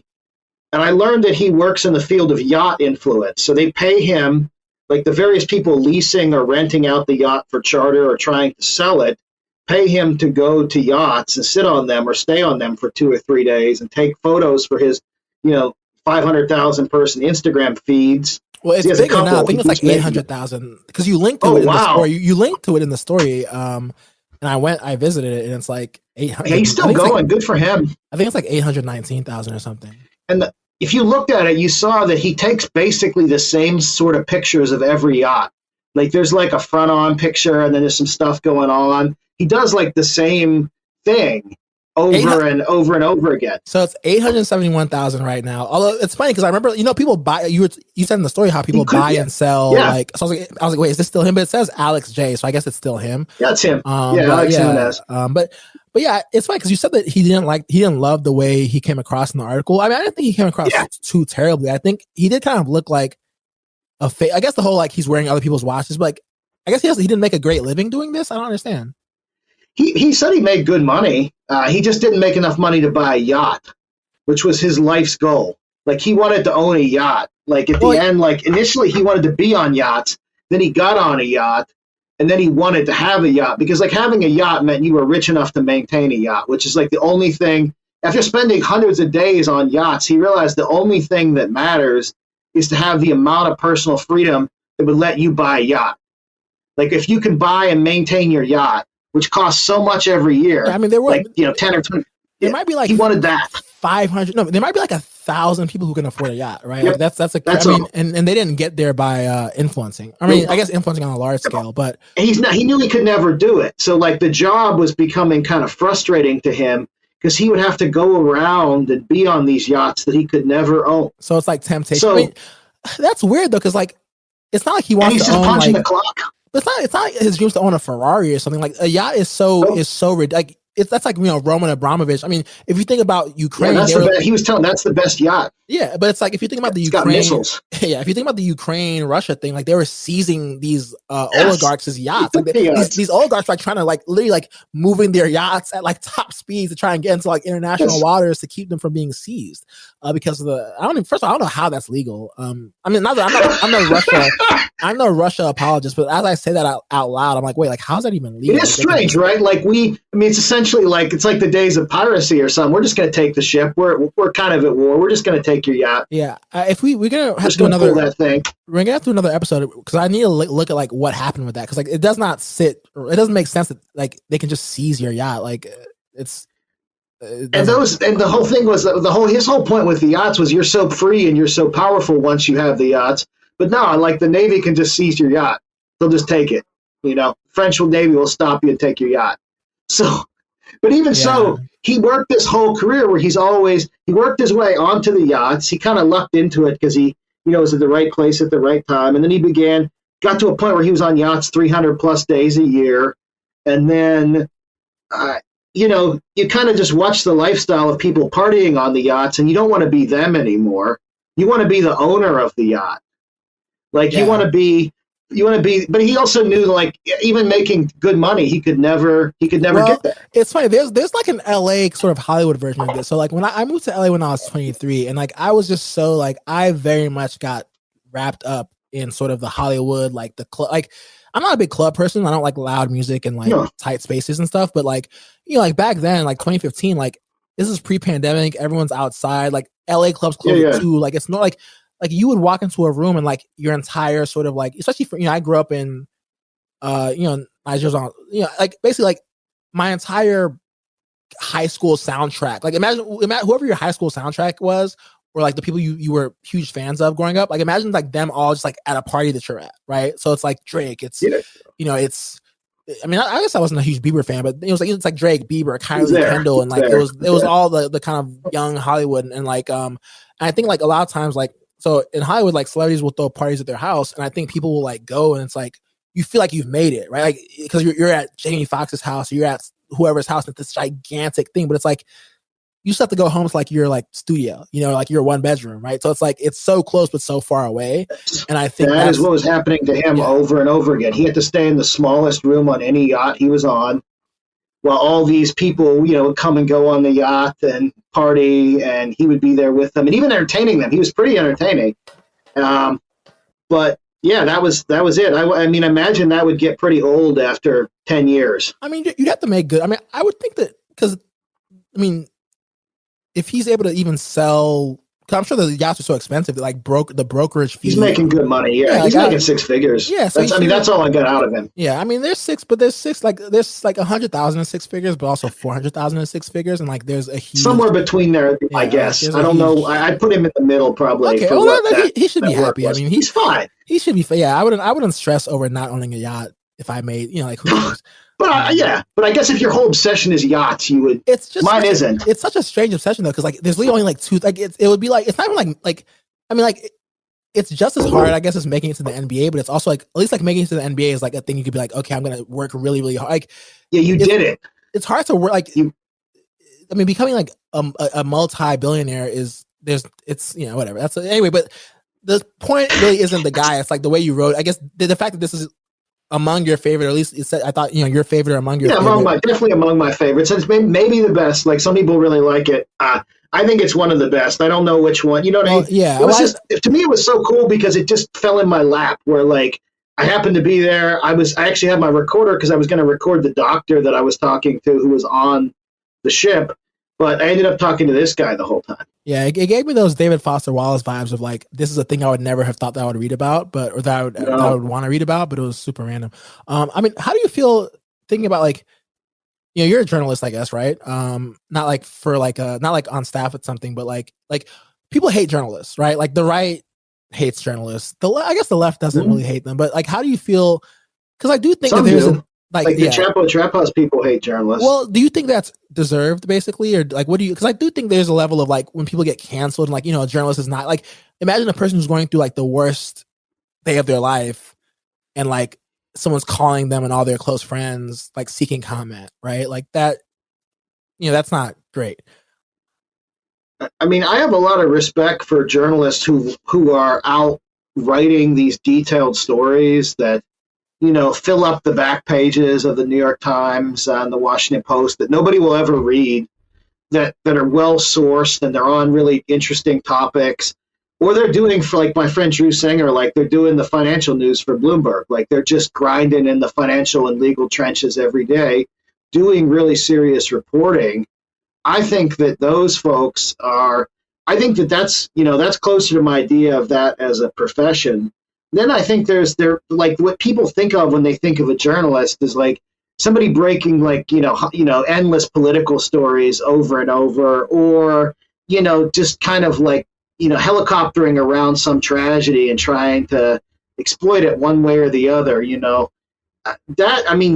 that's what they think of, but that's not what the bulk of the work is, It's not even like, and so I have respect for all those people who are at different places on staff who just write stories, and you'll read them and you won't be able to tell. Maybe you'll be able to tell a little bit like what they are politically or something, but I just like a good story for the sake of a story, and there's a real art and a craft to putting that together. And I like so I respect journalists who do that. I also respect journalists who've just kind of called it down the middle, for 20 or 30 years where, like every election, they just kind of analyze both sides.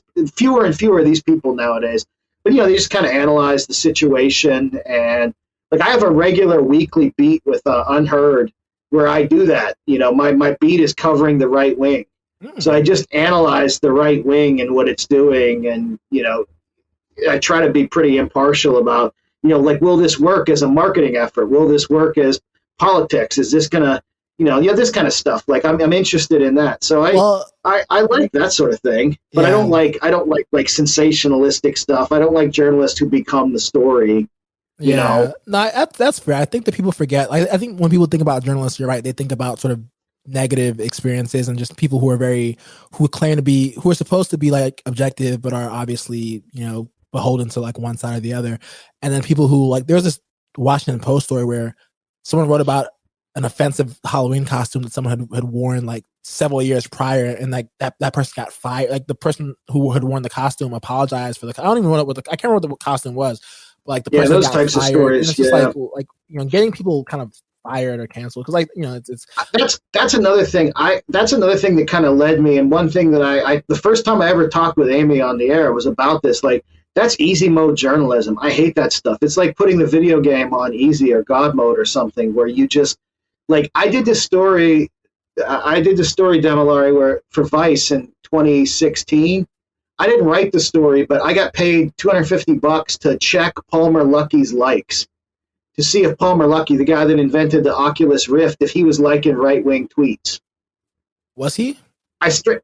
He was, apparently. So I found some, and I gave him to the guy that wrote it, and he wrote up the piece, and like there was no negative reaction. It got picked up in some of the bigger papers, but I was like, what was this? I just spent 30 minutes researching someone's tweets. Wait, it's like being a hall $250. It's like being a hall monitor, like a snitch. I mean, but truly is hall monitoring. Yeah, well, I mean, with Palmer Luckey, it's different. He's a billionaire. He can't but like if you had done that for like some random guy and he gets fired, I destroyed their life. Yeah, that's what really like irks me about, because I also feel like people forget. I think we're kind of past the whole cancel culture debate. Back when people were like, "Oh, cancel culture doesn't exist. It does, whatever."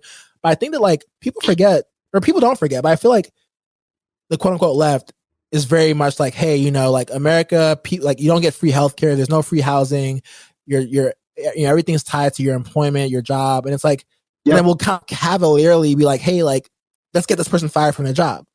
And it's like, and we'll cheer it on. We'll pile on. There's this mob mentality of it that's terrible. And I found the story. So a woman had gone to a Washington Post cartoonist party. She was white, and she painted her face black and wore a name tag that read, "Hello, my name is Megyn Kelly," because I guess, Megyn Kelly had defended people wearing blackface, which is kind of funny because Megyn Kelly got more flack for defending people wearing blackface than the people who have actually worn blackface, like all the comedians, like Sarah Silverman, Jimmy Kimmel, Jimmy Fallon, who have kind of painted their faces. But Prime Minister Justin Trudeau, Virginia Governor Jeremy Northam. I mean, they rode that out. Yeah, I mean, it's hard to That was a find pretty picture. bad one for Trudeau. Yeah, it's hard to find a childhood picture of Trudeau where he's not in blackface. I mean, it seemed like he was. It seemed like he was in it more often than he was not. But yeah, I mean, it's like this thing, and I think the woman who, she got, like, she wasn't famous, she didn't have any power, and she got, like, I think she lost her. I'm pretty sure she lost her job over it.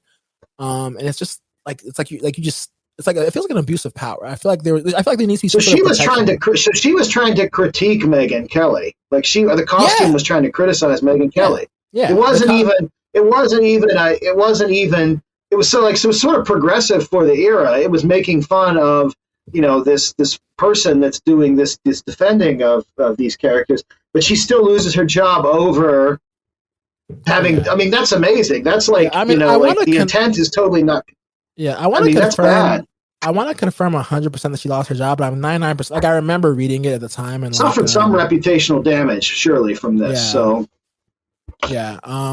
Good Lord. Yeah, it was. I'm like 9. I mean, somebody got a news story out of it, though. Well, yeah. I mean, it was the whole post George Floyd thing, right? I guess. Like, I think people, it was just weird.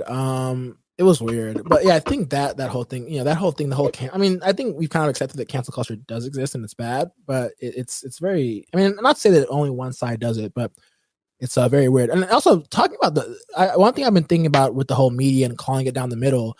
I don't know if you've been following the whole Sam Bankman-Fried thing where he FTX, his cryptocurrency exchange went bankrupt, to the tune of billions. But I remember, like, early on, like, I'm pretty active in, like, crypto world and crypto. Did Twitter. You think it was going to happen? No, I mean, it was like the, FTX was, I mean, that's why it's been so devastating for crypto, is that FTX was kind of seen as like the blue chip. Like, if you're going to trust your money in one place, it'd be the equivalent of like Bank of America or something, like not having your money. So, and he was also seen as sort of like this wonderkind, like, like those Zuckerberg type of, like, kind of semi-autistic wonderkind geniuses.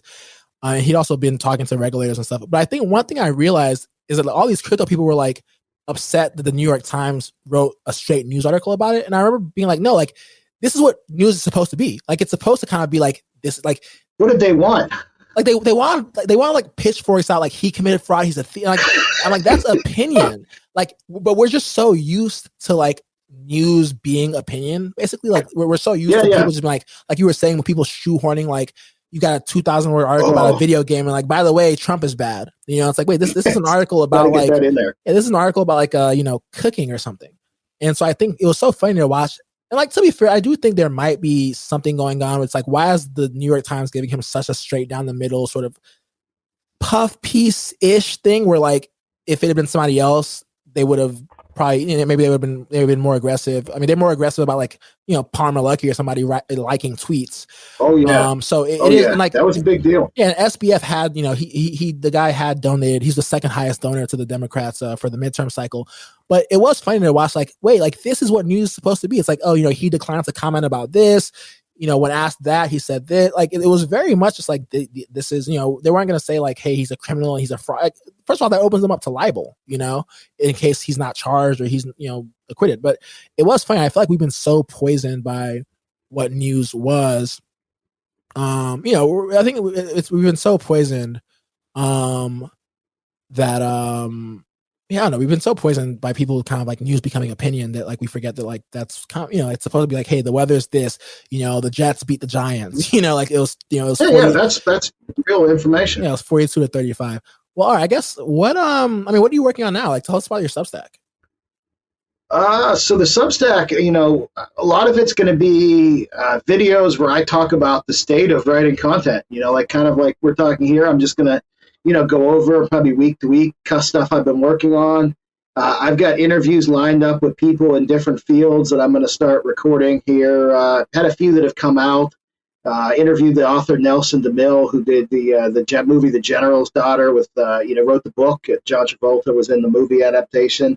All kinds of oddball people like that. The next person I'm going to interview is Sean O'Connell, who is the play-by-play announcer for the Pro Fight League, the PFL. Oh, but really quick, his whole goal was. I just want to confirm that the woman was fired. The Washington Post did get that woman fired. Okay. I mean, I guess people would say she got herself fired by wearing the costume, but the article that resurfaced years ago. Yeah. Anyway, so sorry, I didn't mean to cut you off, but go ahead. No, no. So I'll have this guy Sean O'Connell on sometime after Thanksgiving, and he's going to talk about how he basically was so interested in becoming a broadcaster, a play-by-play guy, not even a color commentator, that he, after leaving the UFC, he had a decent career there. He joined this PFL $1 million tournament, and what motivated him to win it was the desire to retire immediately and become the play-by-play man for them the next year. And he talked about it throughout the tournament because he just wanted to break into the media, into journalism, which had been his background, I guess, in college. And he'd been taking other, he'd been doing public speaking courses and stuff like that. And so he's going to talk about how he basically fought his way into a broadcasting role. Wow. That's the kind of stuff I'm looking for with the stories that I'm going to be interviewing about. So like when I have somebody on there, it'll be like a weird, either they've not heard how it's done. Like I'd never really heard how the sausage gets made in Congress, so I wanted to interview those congressmen. Or I'll have to tell you how the sausage gets made in TV one of these days. Actually, we should definitely do an episode on that because I think people need to learn more about writing for shows like Blackish and The Simpsons. Like I think that would be a great episode. People haven't had anybody on there who has done that, so we should plan on doing that then. Yeah, we gotta do it. Well, that's good. I guess I'm trying to think of any. Where can the people find you? Well, they can find me oliverbateman.com, which just kind of collects everything I do. It's just kind of my website. They can find me at oliverbatemandoesthework.substack.com, which is Substack, where you can sign up. Most of it that comes out is free, so you can just sign up for free. There's going to be more and more stuff behind the paywall, but you can sign up for free. And then on Twitter at Mustache Club US, I just post kind of random thoughts and what I'm working on. You're also illiterate. Like you're working on a book about your dad, right? Yeah. That's slowly but surely coming along. I was supposed to do something big with it way back in 2016 with a company or a publication that was called Matter. I was going to do like a mini book, and Matter was owned by Ev Williams, who was one of the Twitter people, and later he founded Medium. But the publisher or the editor of Matter, who was really all in on doing this with me, like not just they did an article with me, but they shoehorned Donald Trump into it. So it was called My Father, Donald Trump, and it was really supposed to be about my dad, but that election was coming up, so they shoveled Donald Trump into the piece. I'm going to actually put a rewritten version on the Substack at some point. Then they brought me to New York to do a speaking event in the East Village where I read the piece. Other people were there doing their stuff as well. So like there were a couple of us who had written for Matter who were at this event. And then the plan was over the next year to do like 20 to 25,000 words of like a new media type book using interesting, like making it look like they had done one other book on selfies that a friend of mine had written. And they wanted to do something with this. But Mark Lotto, the editor who was heading all this up, got Me Too'd. Oh, wow. And Ev just shut down Matter as a result. And so that project, I got paid out a decent amount, actually. But they killed the project. They killed the whole thing. And it was crazy. So that book was actually delayed by Me Too. And he's on the shitty media men list. Oh, yeah. I mean, I had no problems with him. But all I knew about Mark Lotto was he's about 5 feet tall. Yeah, I met somebody who had been on the list, and it was, I mean, that caused trouble for certain people. I mean, I'm gonna be honest. I guess this is my own platform. I think that when the cracks in like liberalism started to like show, that was sort of like, so I had two sort of moments that were kind of like, whoa, like I told you that the whole kind of kids in cages thing where I really felt like I felt emotionally manipulated, right? Like you're tugging at my heartstring into these kids in cages, and then like you post pictures. And then and they're like, wait, they're from 2014, 2015. It's like, oh, well, deleted. Or there's literally, I mean, it's kind of like your wrestling reveal there. It's like they broke the kayfabe for you. Wow, that is a great way to put it. Look, this is great. This is like a therapy session. And so they broke. And I think that, I was like, wait, like what? Like, and there was actually an AFP. I don't know. I can't remember what AFP stands for. It's like something foreign press. Anyway, there's this AFP article that was like, we've done an investigation that like it's Agence France Presse, and they had done some investigation that said like America had the the highest number of migrants in custody in like the, in the 20, some sort of like thing. And then like they retracted it because the number was actually from 2015. And so like, and all the same people who had like tweeted like, see, this is how this is modern day, this is the worst thing that's ever happened. They just kind of like quietly deleted those tweets.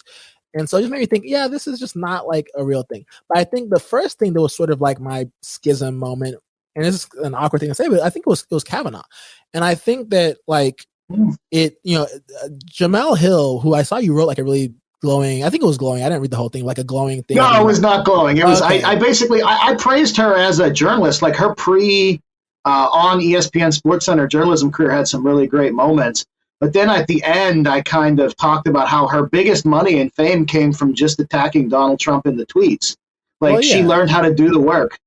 Her whole career was building to learning how to do the work. So I kind of like start with praise because some of her early reporting on stuff like women at the Citadel and stuff like that. When I was living in Raleigh, she was working for the paper there. When I was interning at the News and Observer in 99, she had just left in 98 in Raleigh, North Carolina. So like I knew that name and I kind of followed that career to an extent. And she shows up on ESPN on page 2. And like she's just kind of moving up the ranks. She ends up on SportsCenter, and then suddenly like she's in a war with Sarah Huckabee Sanders and Donald Trump, and that made her. Yeah. I can't believe it. Like 5 tweets made her millions of dollars, and the book is interesting because she tells you how much she made everywhere she works. Wow. Okay. It's accurate. First of all, it's so I've been trying to find this story, and I finally found it. So AP, AFP, Reuters, NPR retract child migrant detention story. So basically, there was a November 18th, 2019 story that the U.S. has the world's highest rate of children in detention, migrant children in detention. But then the United Nations issued a statement saying the number was not current, but was for the year 2015. And so obviously, it said AFP is withdrawing the story. The author of the report has clarified that his figures do not represent the number of children currently in migration-related U.S. detention, but the total number of children in migration-related U.S. detention in 2015. We will delete this story. And so, like, it was like one of those moments. It's like, wait, like, why are you deleting this? Like, why don't you dive into why it was so high in 2015, right? And it's like, oh, like you don't actually care about the fact that there are children in detention. You thought this is a weapon you could have used against an opponent. And so I think that was like schism number 2, but schism number 1, and Jamel Hill wrote this. I mean, I'm sure we have mutuals, so I don't want to be like too whatever, but like she wrote this article about Kavanaugh, which just completely missed the point. And I'm going to this is when she was, this is like peak Jamel Hill. This is when Jamel Hill was figuring it out. Well, Jamel Hill was figuring out how to do the work. Yeah. So she writes this article October 12th, 2018 on The Atlantic. What the black men who identify with Brett Kavanaugh are missing. When men of color see themselves in the embattled Supreme Court justice, they're not seeing the bigger picture. And she writes about how basically she was she was somewhere, let's see, maybe a barber. She was somewhere and she was in an auditorium with 100 black men in Baltimore. When the subject pivoted to Brett Kavanaugh, she expected to hear frustration that the allegation against him had failed to derail his Supreme Court appointment. Instead, she encountered sympathy. One man stood up and asked passionately, what happened to due process? And a bunch of people applauded. And she's like, hey, these black men are not thinking in the sort of way that I want them to think, that they're supposed to think, whatever. And she's saying, hey, this is strange. But then she's like, well, it does make sense because countless times black men have had to, she says, countless times black men have had to witness the careers and reputations of other black men ruthlessly destroyed because of unproved rape and sexual assault allegations. Yeah. And as the Baltimore audience member also argued, if the claims were made by a white woman, expect the damage to be triple. So, she's saying if anyone has, the right to complain about unproved allegations or cry him to its black man, blah, blah, blah, 47% of the people exonerated over the past 3 decades are black. I mean, you don't need me to tell you that every freaking week you see some story about a guy exonerated from DNA evidence who spent 40 years in prison for, something he didn't do. And so, she's like, hey, these disparities, blah, blah, blah. But she's like, hey, if Kavanaugh were black, how many people would empathize with him, blah, blah, blah. So anyway, she talks about these people, like this black men who have sort of been falsely accused and exonerated, and maybe they got some settlement or money or something. But anyway, she says, but, like we have to, basically she's saying that you can look at the example and understand why some black men identify with Kavanaugh, but she's like, hey, these black men who got screwed had none of the advantages that Kavanaugh enjoyed. They had no legions of well-connected friends, no partisan defenders, no politicians rallying to their defense, blah, blah, blah. So, black men have every right to be frustrated by the lack of due process and the inevitable rush to judgment they often face in sexual assault cases. But that's not because they've so often been treated like Kavanaugh. It's because they rarely have.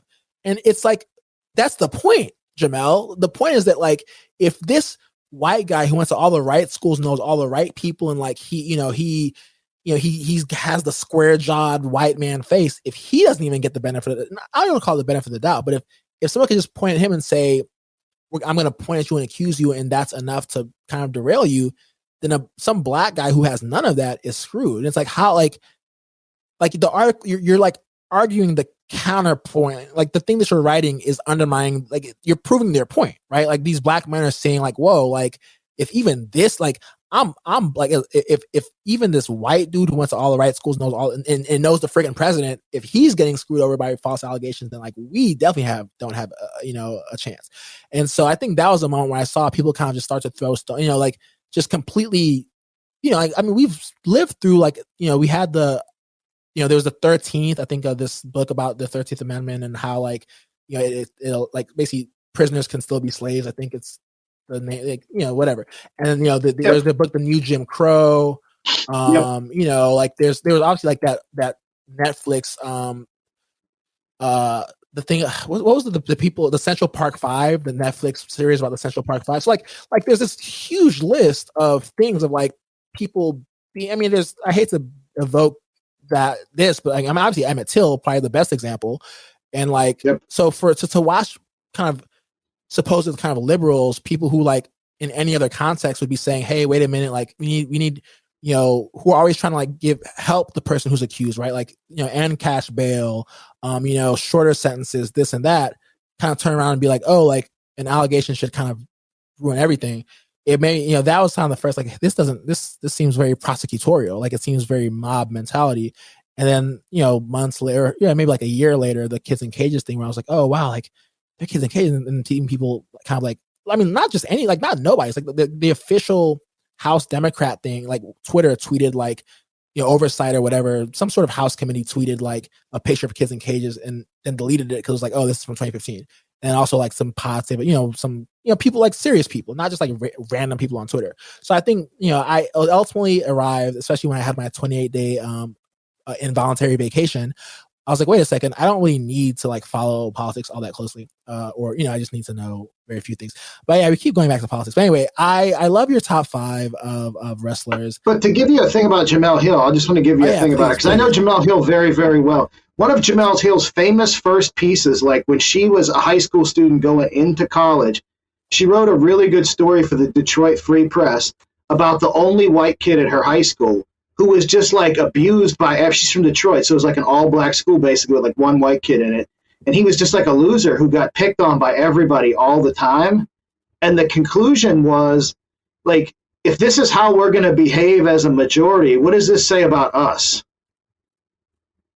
And that's different. You know what I mean? Like, that's totally different than what she's writing in that piece that you just described to me, because she starts kind of the way that she might have started in like 1999, but then she throws in this like whole doing the work bit, to flip the script. Like she clearly got it at some point in her life. Like if she could figure that part out in the 90s, like she could get this other part in the 2020s, Well, I think she could get it. I think people are also just responding to incentives, right? Like if you kind of stoke racial tension and stuff, like if you kind of make everything as much about race. I mean, look, I'm not gonna act like a lot of things are about race. Like I'm not saying like, like don't make it about race. Like lots of things are about race. Like there's, class, race, they intersect, and for obvious reasons, like the history of slavery, etc. Like, I'm not like some sort of person who thinks like, oh, just don't see race, don't see color. But like you get rewarded, right? Like Ibram X. Kendi and like, what was her name with the white fragility book, which was hilarious. Like the number one. Oh yeah, Robin DiAngelo. Yeah, the person who benefited. The person who benefited the most from basically George Floyd dying, aside from like the BLM kind of founders who like stole millions, or sorry, allegedly stole millions, is allegedly. I'm not trying to get sued. Allegedly stole millions. Is a white kind of HR. That's right. HR person who had a New York Times. Like, so you get like the incentives are aligned to kind of make things as much it's a kind of, if that, it's people are gonna respond to incentives, right? And so people, like Jamel, I don't blame her, because it's like, oh, like this is what's gonna get me more opportunities. And she basically says that in her book. Like, she doesn't say that, but she says it. And I know enough of these people. Like, I know enough reporters who are, they're kind of lefties in their politics in real life. But you turn the camera off or the mic off and you just talk to them. It's just like it's just shooting the shit about work. And they'll say, like, well, this story's going to do good for me, or like this one's going to hit. And it might just be like character assassination, right? Or a piece that's just easy to write because, it's this guy's liking some Nazi's tweets or something, and we're going to just bring his ass down. Fuck around and find out. Those types of stories, they write themselves. And something like, meanwhile, like you like with your analysis of what like black men might be concerned about, that's like a much more complicated thing to write, because you're right. Like if Brett Kavanaugh isn't getting due process as like, Mr. All-American, well-off white guy, what does that mean anyone else is going to get who's a man? Yeah, that's like, that's especially a black guy. What is he going to get? Nothing. That's very He's true. He's going to be in real trouble. That's true. Like even taking the race like black out of it, like I even like imagine like a poor white person watching that, and like people say like, I mean, I'm not like back then I was following politics more closely, but people were saying that like they basically overplayed their hands there, and it's one of the reasons that they got like I think there was the blue wave in 2018, but Republicans held on to the Senate, and people argue that was sort of, people felt, people kind of, it turned them into a sympathetic figure. And I think this whole media thing where like I was like, there's this tweet, Trump announced recently, and there's this tweet from NPR that's like, breaking: Donald Trump, who tried to overthrow the results of the 2020 presidential election. They put that right in the title. A deadly riot at the Capitol in a desperate attempt to keep himself in power, has filed to run for president again in 2024. And it's like, the media's going to make the exact same mistake that they made in 2016, where it's like, if the guy's in, I'm not going to say his entire appeal, but the whole appeal is like, they're after me, they hate me. And like they can't be fair. Everything they say is a lie, because they like, look how much they hate me. They hate me so much. And it's like, you're just playing into that, right? Like no one, you're not changing anyone's mind by that title. Like no one's gonna like, I think the media like think they have to kind of be the arbiters of truth, right? And be these arbiters of like, we're gonna like, the people are too dumb to think for themselves, so we have to think for them. We have to let them know that Trump is bad. It's like, no, the people know, like like it's free. People have kind of sorted into like, either they don't care, they look past it, or they don't think it's bad. But like the thing that's gonna make them start thinking he's bad is not like, you're preaching to the choir. NPR is only preaching to the choir and only giving more ammunition to the idea that he's this besieged, beleaguered person who like everyone's against him, and like they're only against him. In reality, they're not after me; they're after you, right? Like that's it. I'm just in the way. Like that meme he always posted. Like, they're not after. They're in reality, they're not after me; they're after you. I'm just in the way. And so, yeah, the whole thing's very silly. But I do want to end this on a note that's not about politics. So I do like. All right, let's do it. So yeah, you got your Substack. Oliver Bateman does the work. You've got all your socials, and okay, like let's hammer you down on the top 5 to get out of here. Let's nail you down in the top 5, because you were like, oh, Bret Hart's actually your top 10. He's not your top 5. I'm gonna say I think I'll stick with. I think I might be overrating HBK. Shawn Michaels. Like I think that's just one of those. I mean, it's all childhood nostalgia for me. Yeah, but I do think I feel like even if I stripped childhood nostalgia, like I feel like Bret Hart, that's definitely a childhood nostalgia spot. Like if you're, he like, I don't think his career was so long and like he had so much, like no, he had a great career, 20 plus years, 25 years. He was solid. He tons of great matches. I think Hulk Hogan. Okay, if I said like it's not mine, but like who's like kind of overall the best or like the most significant, I think it's Austin, Rock, Hogan. I mean, probably like somebody who's even older that I'm not thinking of. Like, cause like Bruno Sammartino before them. Yeah, like who's before my time? The big WWF star. Probably him. Also, like, I mean, people. I feel like Ric Flair gets kind of mentioned sometimes. Ric Flair should be in there somewhere. Like he's up there too. Yeah, he's up there. But I think like my personal 5, it's definitely Bret Hart, Stone Cold, Undertaker. I mean, I love the. I mean, I was terrified of the Undertaker. I like him. Bret Hart, Stone Cold, Undertaker. People like Kurt Angle. I guess he was addicted to painkillers. I love Kurt Angle. He's from Pittsburgh. I did want to say before we get off, like, how do you feel about like? I mean, one thing that's so sad is that every time I would go back to Google a wrestler that I liked, they were always dead. Like almost in like. Yeah. I mean, it's worse than NFL players. Like they die. I so write their early. obituaries, so it's good for me. They're dying for me to cover them. So many. No, I'm just joking. But yeah, in fact, that's how I got to know my editor at The Ringer. I would talk to him and help him with some of his Dead Wrestler of the Week articles back in the late 2000s. When he finally got in a position to hire me to do, like, you don't understand, like, analytics wise, wrestler obituaries do huge on the internet. Like they're like, I cannot sell an MMA obituary, NFL, good luck. I mean, I can, but like it's not nearly as much. But like the gig I have at The Ringer and what you can get for like and the value that those obituaries have to just driving engagement, it's incredible. Like people really remember wrestlers in this weird way. Like when the Undertaker dies, right? It'll be like a national day of mourning. Yeah. See, yeah, like, he's a legend. And I got a whole ticker of guys that I know are close. Like Terry Funk is close. Dory Funk is close. So I got this whole list of, and like, I've got like skeletons of outlines of what I'll do when they go. Bill the Butcher is close. So like, I know when they're going to potentially go, because all of them, people just feel so much nostalgia for them the way they don't feel that for Tom Brady, or they wouldn't feel that for, Joe Montana or something like in the NFL. And they also die so young too, right? I think that's the other thing. Like a lot of times that's kind of died out in the guys who are died in their 40s and 50s are mostly dead.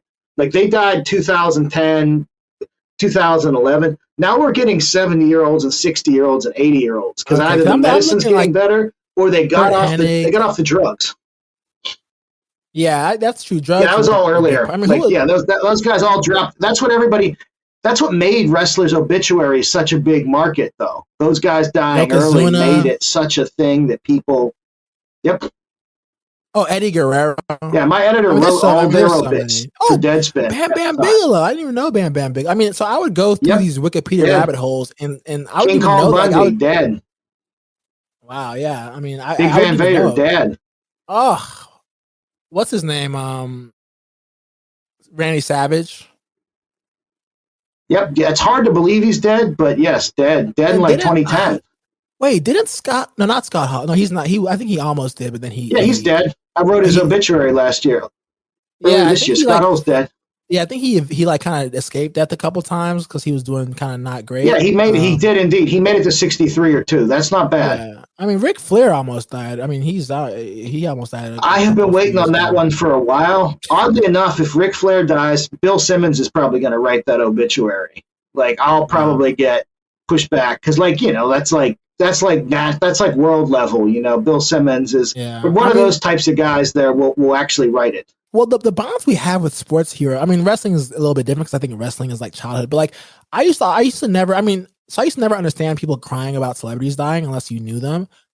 But like when Kobe died, that was a big one. That was a big one. That was big. It was the biggest story. It's usually basketball stars don't go up like that. Like that's not one. Usually, like it is things like the wrestler obituaries that drive it. But Kobe, that was huge. That was the biggest story I've seen. I mean, obviously, I think that's the biggest story I've seen. I don't want to say since 9/11 because that seems extreme, but like I can't. Like I feel like the world stopped. Like it was insane. But yeah, I cried. For a single event, yeah, it was a big deal for it. Like other than like Princess Diana dying before, yeah. He's like probably the next one that was really that big. Yeah, I can't think of a comparable death in my lifetime. Like I think Diana's technically in my lifetime, but I was like a child. But I can't. Yeah, that would have been mid-90s. That would have been around the time you were watching the wrestling. So yeah, my mom. I mean, Africans for whatever reason, like I guess it's the colonialism. Like Africans love like the royal family and like princess. Like, it's incredible. Like I thought she was like a member of my family. Like growing up, basically. Wow. Like they love the whole royal family and the intrigue. But yeah. I remember I would go through these rabbit holes and see that, oh crap, all these wrestlers are dead. But so anyways, I guess to wrap it up, top 5, my personal top 5. I feel like I'm just throwing HBK in there because I feel like I'm supposed to, but no, I mean I would put him in my top 5. I would push out Bret Hart and Ric Flair and have HBK in there. I think he was that good. For me, it's just like who I miss the most or who I like. So Bret Hart, I don't know why. I just always connected with Bret Hart. Like he had this sort of He's like, incredible. He's in my top 10. He's great. He's the yeah, best in ring. I would say he's the best wrestler I ever saw. All his matches look great. yeah. He made it look real. Bret Hart, Stone Cold, Hulk Hogan. I guess Shawn Michaels, and then I guess the fifth. I guess you have to give it to the. I mean, I guess The Rock is The Rock. Like The Rock definitely deserves to be in anyone's top 5. He's the greatest. Yeah, The Rock probably. I would hate to say it at this point. Like he's now proven he's the greatest in all areas. I also love NWO. He's better than Schwarzenegger. I loved NWO. I really like. I remember my mind was great, blown. yeah. The turn like blew my mind. Like Scott Hall, that whole Attitude Era. Like Scott. I mean, Yep. they kind of were Stone Cold before Stone Cold. Like that whole attitude. They definitely were. WWF needed to develop Stone Cold's character to beat the NWO in the ratings. They were there. Like the NWO was there in '96, but Stone Cold wasn't really a big thing until mid '97. So like the NWO had a whole year head start on being cool. I remember I think it was Stone Cold. I think he rescued Stephanie McMahon. I remember there was some sort of like Undertaker had like the Ministry of Death or something, and it was like Ministry of Darkness. The Ministry of Darkness, and it was like who was it? It was like Edge, which later became the corporate ministry when it was revealed that Vince McMahon was running it.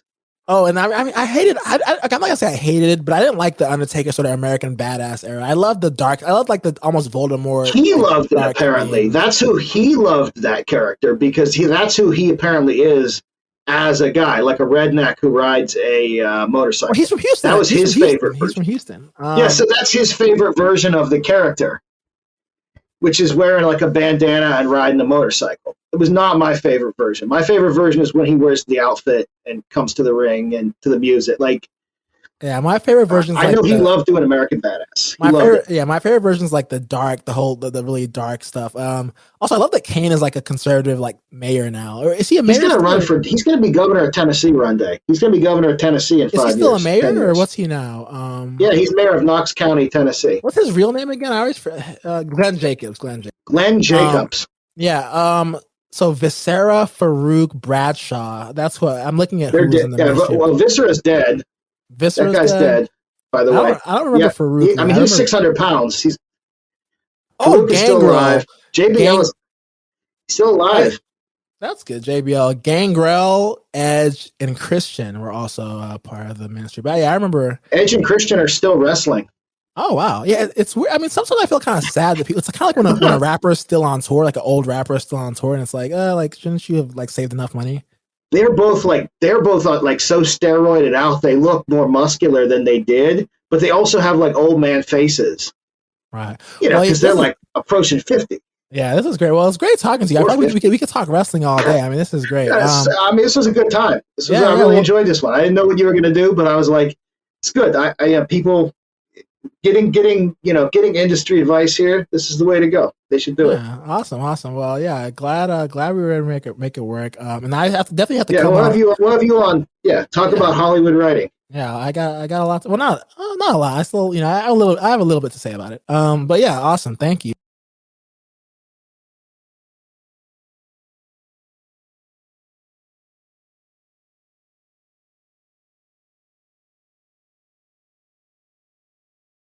But yeah, awesome. Thank you.